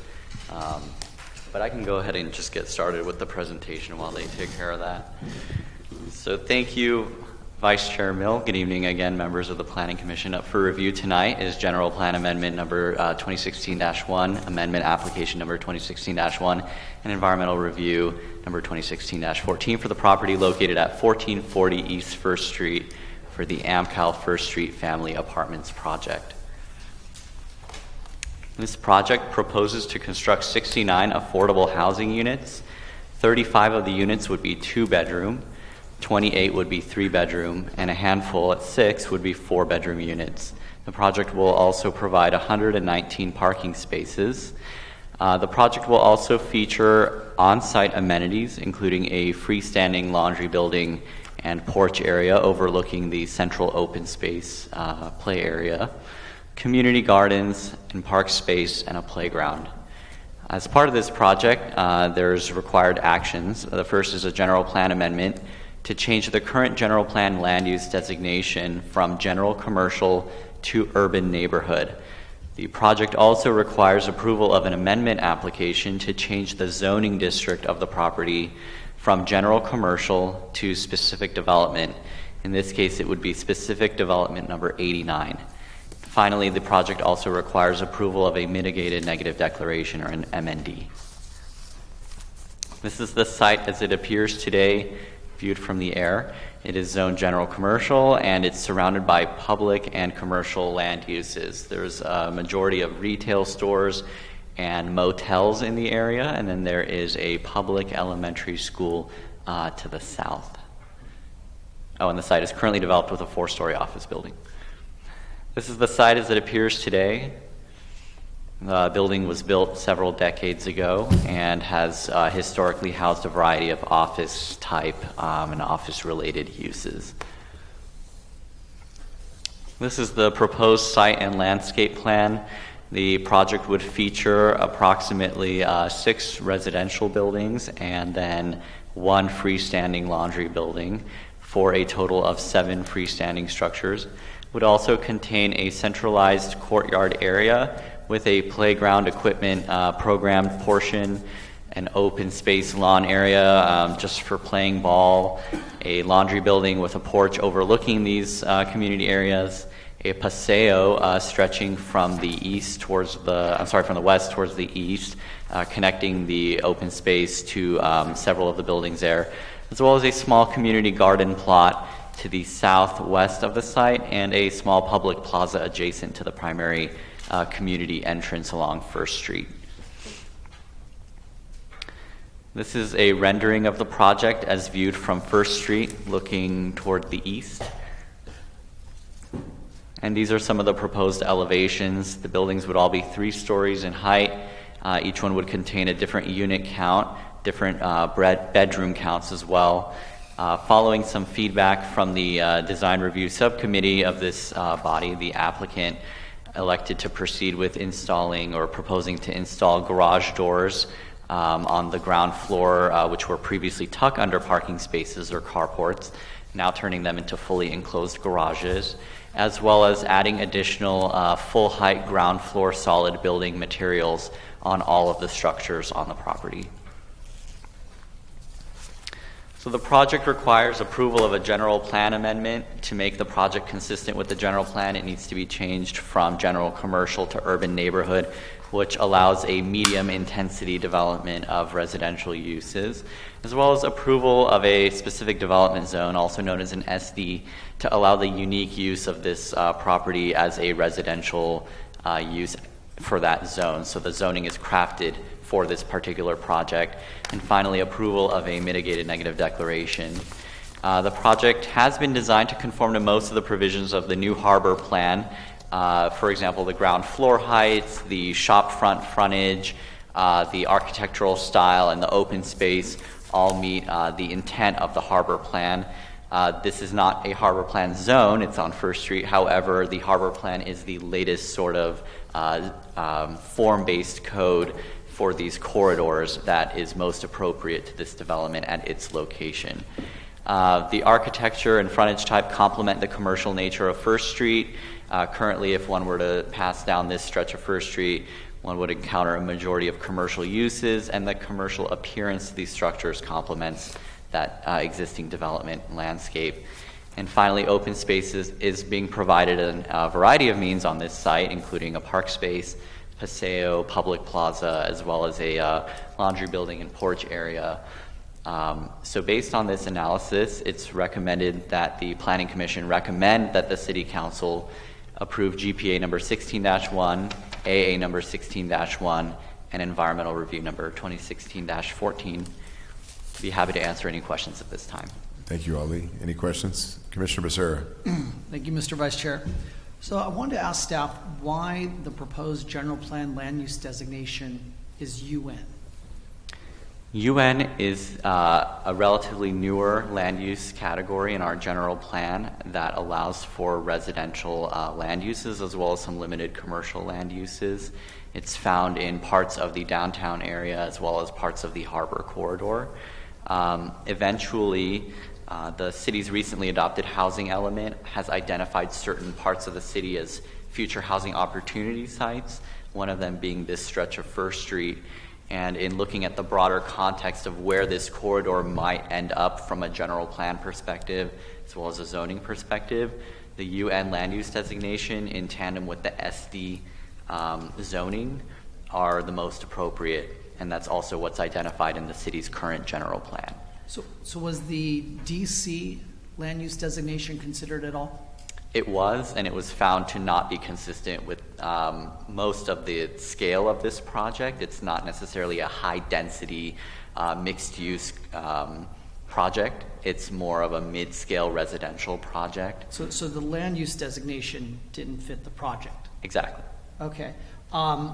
two other questions. So in looking at the staff report, one of the exhibits shows some red line, strike through underlines of the text in the general plan, specifically Exhibit 9. Not questioning what's been struck out or underlined, just curious that we're considering a general plan amendment. Are we also modifying text in the general plan as well, or in the land use element? That's correct. So as part of a general plan amendment, the actual document of the general plan land use element needs to be updated in order to reflect the changes and the actions that are before you. Okay, and then my last question is just, is there any reason why staff didn't ask or suggest or push or whatever it may be for commercial along the First Street frontage?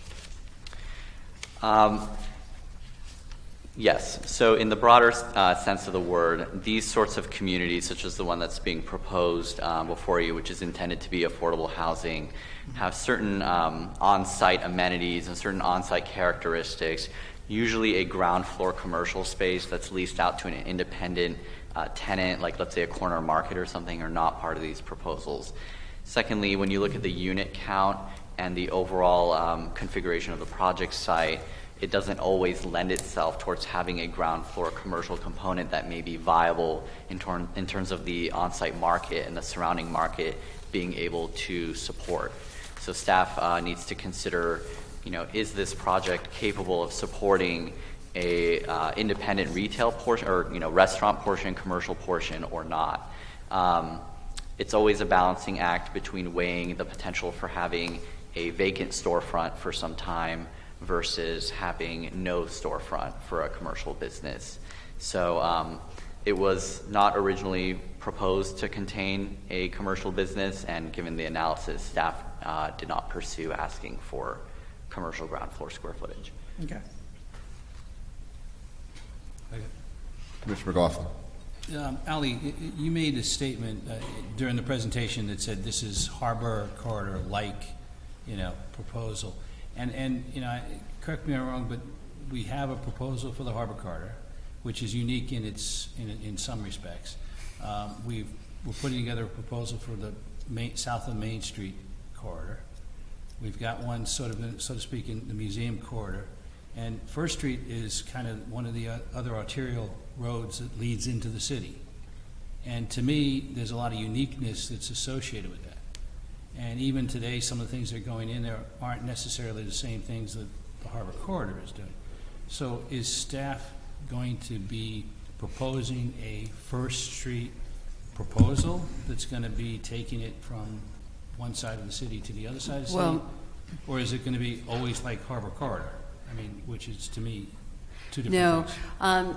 Actually, part of our general plan update is going to be looking at major corridors just like First Street that haven't been looked at before. And many areas of our general plan don't need fixing. The existing neighborhoods, many of the land use designations we don't need to look at in detail. Correct. But in those areas along the First Street corridor is one of them, Main Street corridor to the south.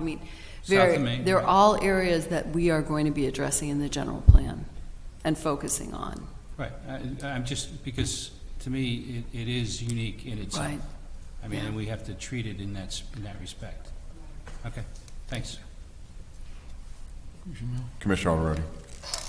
One question, the Metro East overlay zone, how does that extend to first pass 5, or does it stop at the 5 freeway? It currently stops at the 5 freeway. Okay, thank you.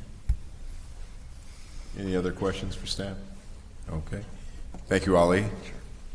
Before I call up the speaker cards, I just wanted the record to reflect we received a letter from Deanne Tate from Veterans First. She's the president and CEO in support of the project. Cesar Covarrubias, Executive Director of the Kennedy Commission, also sent a letter in support of the project.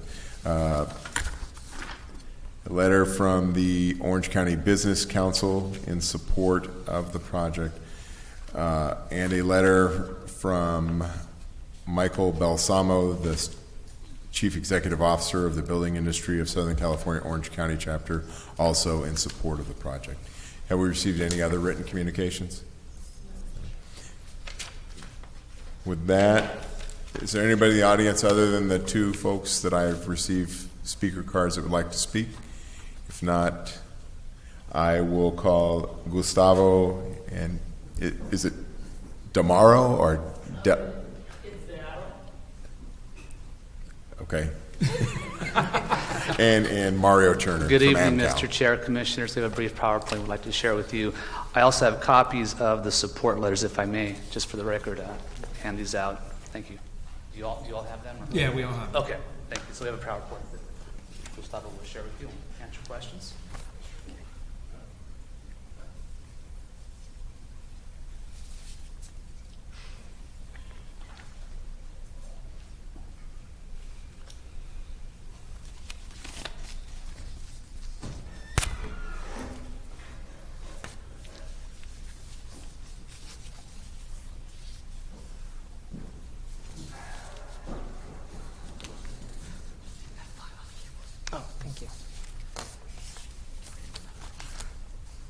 Technical difficulty.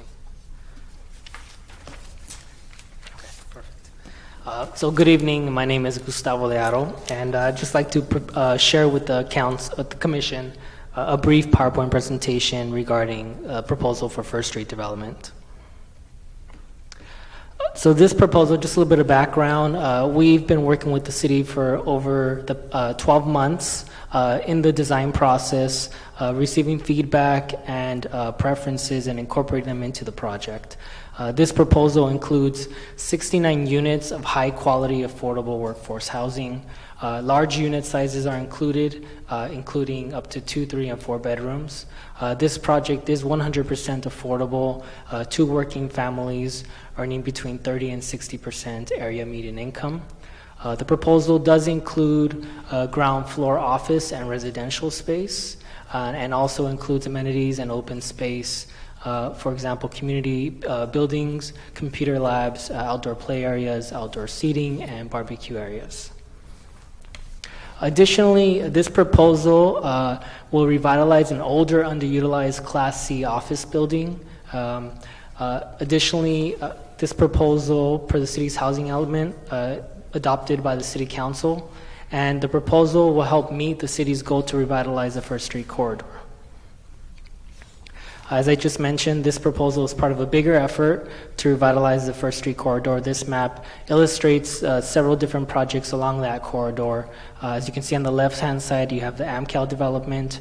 On the right, you have the senior development, the former Ramada Inn. You have to the right of that, the Elks Club development.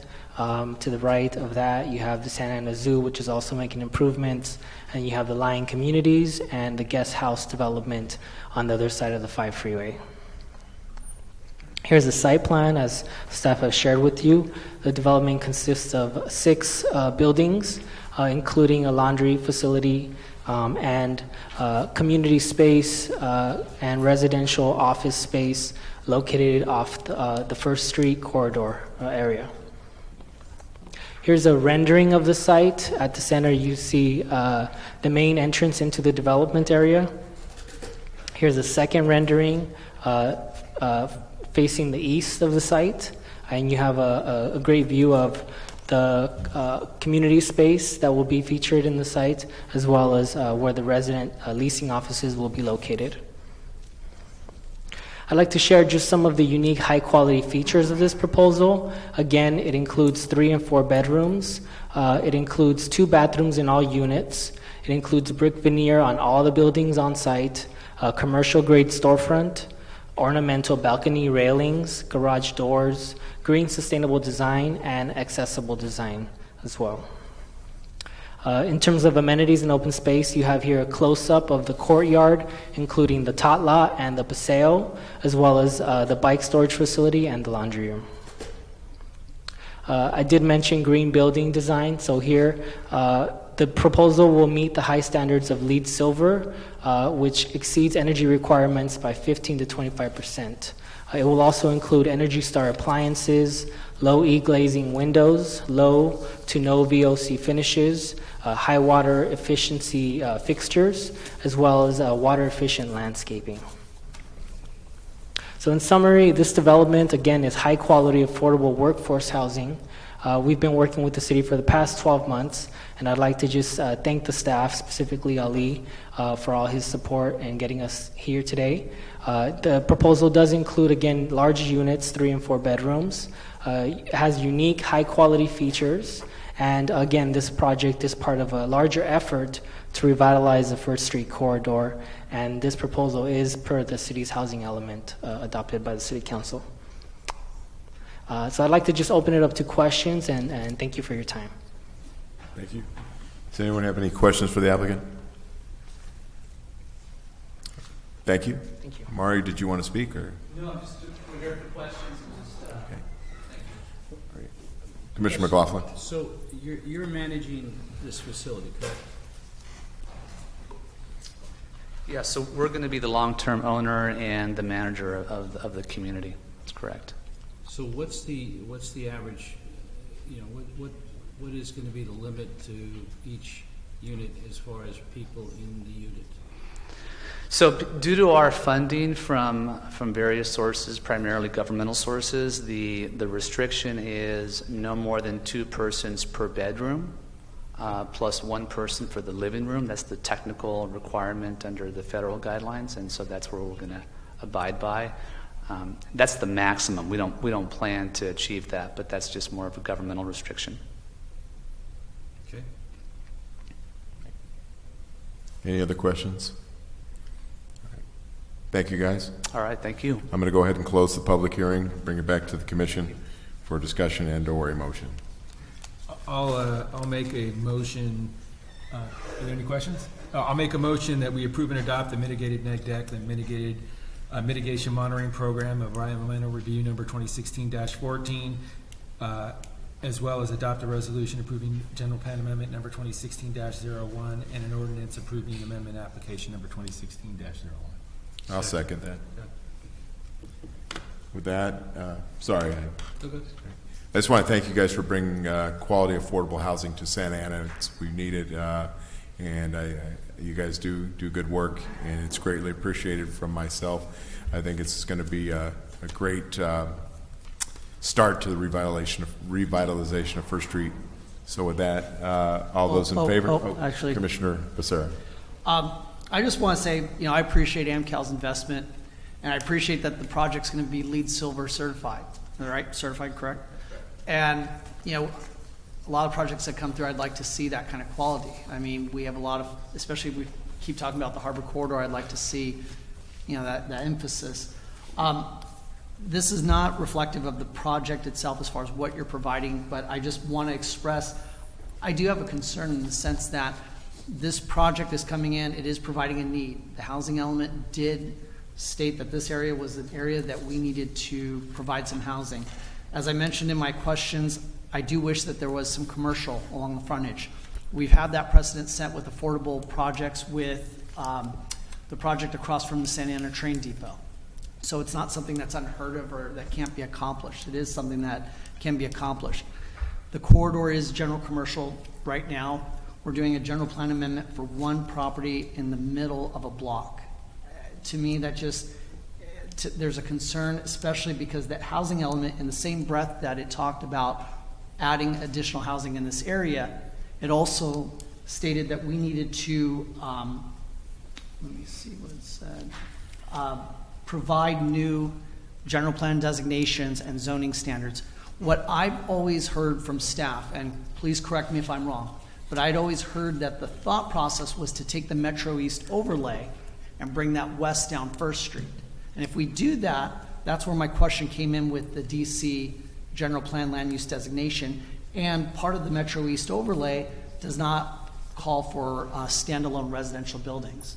So as much as again, this is not to thump on AmCal, I'm just expressing out loud that my concern is that we are pushing this and we're kind of putting the project before the standards in this area. I'll support the project in the sense that I think it's something we need for the area. I like the fact that in my conversation with Mr. Turner, we talked about how there would be some larger multiple bedroom units that aren't commonly seen in a lot of the available apartment stock that we have in the city. But I do have a concern though, and I hope that staff will not bring us projects that are kind of cart before the horse. I think that frankly, it's piecemeal.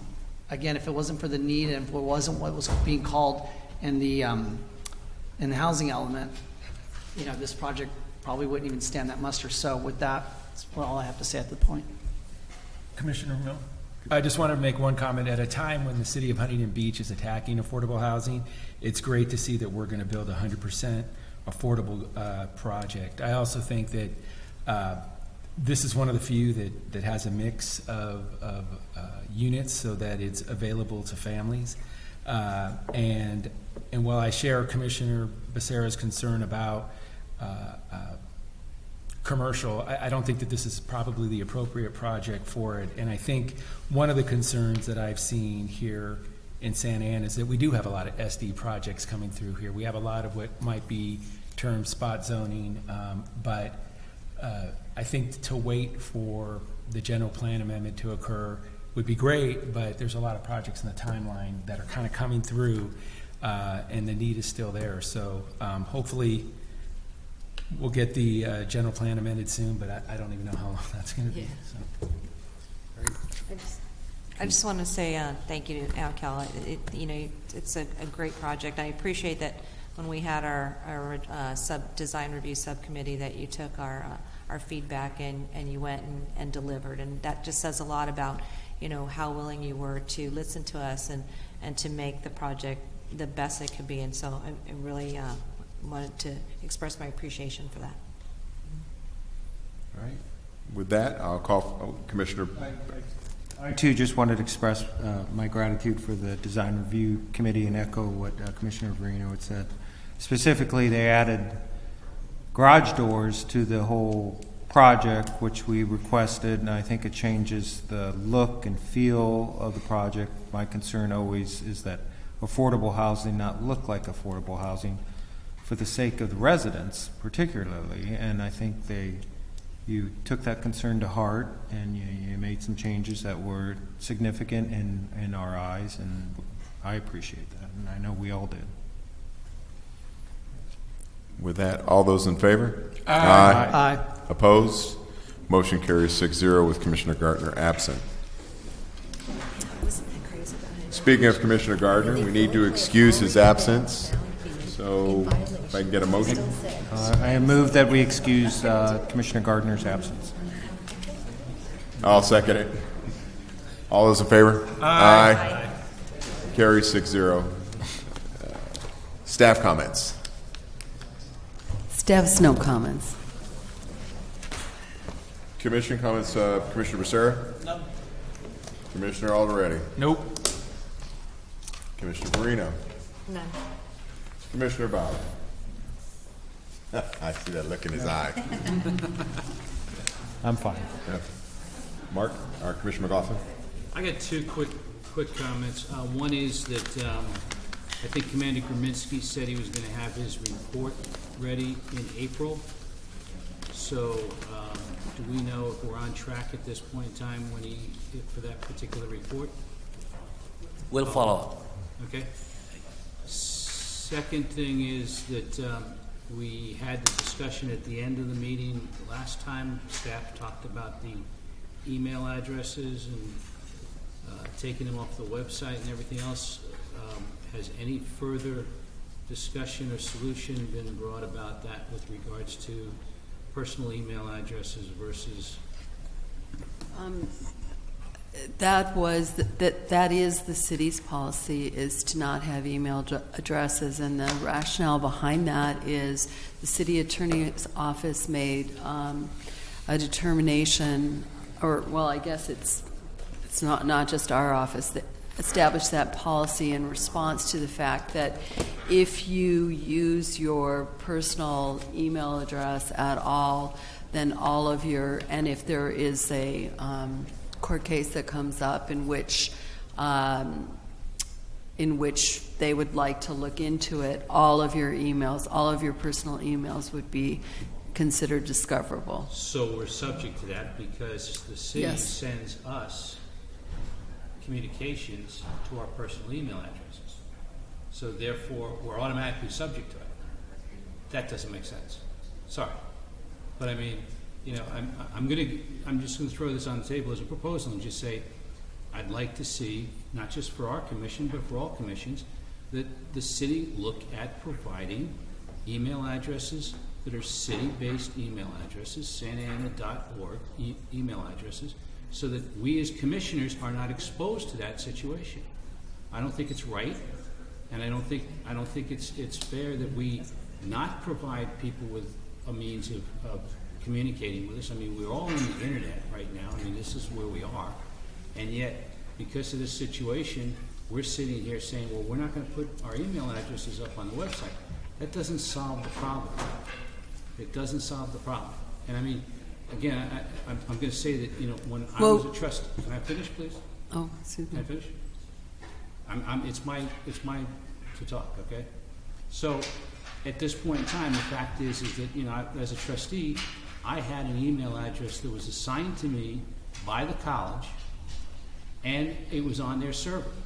And if I chose to check my email, I went into the Santa Ana server to get my email. If I chose to put my email and link it to my personal email, that was a choice I made. But if I go onto the server, you know, if Rosa sends an email, sends it to our santaana.org email address, we're staying within the confines of the Santa Ana city server. I just think that the liability that you're putting us into is not right. The request that you have right now, and I'm going to reiterate, is that we investigate whether or not you can be given personal email addresses. Is that correct? No, email addresses, individual city email addresses. That follow the code of what email addresses are from the standpoint of, you know, it's you know, mmclaughlin@santaana.org. Right. I don't care. I'm just saying that way we can you know, that way we have the ability of not exposing our personal email addresses. Because right now, every communication from staff to this commission opens up a liability for everybody at this table. Okay. Okay. Staff will research that and report back to you on that. Okay. Can we have a kind of a time frame on that? Not 1 year from now? Well, we'll try to get back to you on next meeting. Okay, yes. Great. That's fine.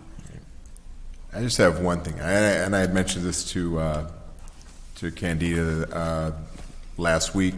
Recently met with some folks at the SEIU, and they're wanting to have a say and have a seat at the table when we have discussions in regards to the general plan amendment. I think it would be good. They're part of the community as well. I think it would be good if we could reach out to perhaps all of the POA, whoever it is. And we had discussed this last week. I think it would be good to have them be part of the process as well. We're meeting with business owners. We're meeting with residents. I think if we met with the employees, I mean, they have they like the rest of us have a vested interest in the direction the city goes. And so I would like to, if possible, when we get, that's another question. When are we going to get our general plan committee? When are we going to be meeting as well? I believe we tried to set up a meeting before this meeting, but your meetings are directly before this meeting, or is it the design review? Your meeting was in the morning. You can be. I'm in the streets all day long, so okay. You got me. Are there meetings going on that I haven't been a part of? No. Okay. No. I just want to clarify. Right. We have yet to meet. Right. No, We're talking about the general plan committee. Correct. Karen was trying to schedule something. Right. I'll ask Jocelyn to call you and try to set something up. Yeah, I'm available. You just tell me what time to be there, and I'll be there. But I just wanted to throw out there that I think that it would be good as we've met with business owners, we've met with residents, if we could also reach out to the employee associations and unions and let them have a seat at the table and let's hear from them, because again, they have a vested interest in what's going on in the city as well. With that, that's all we have. Meeting is adjourned. Thank you. Thank you.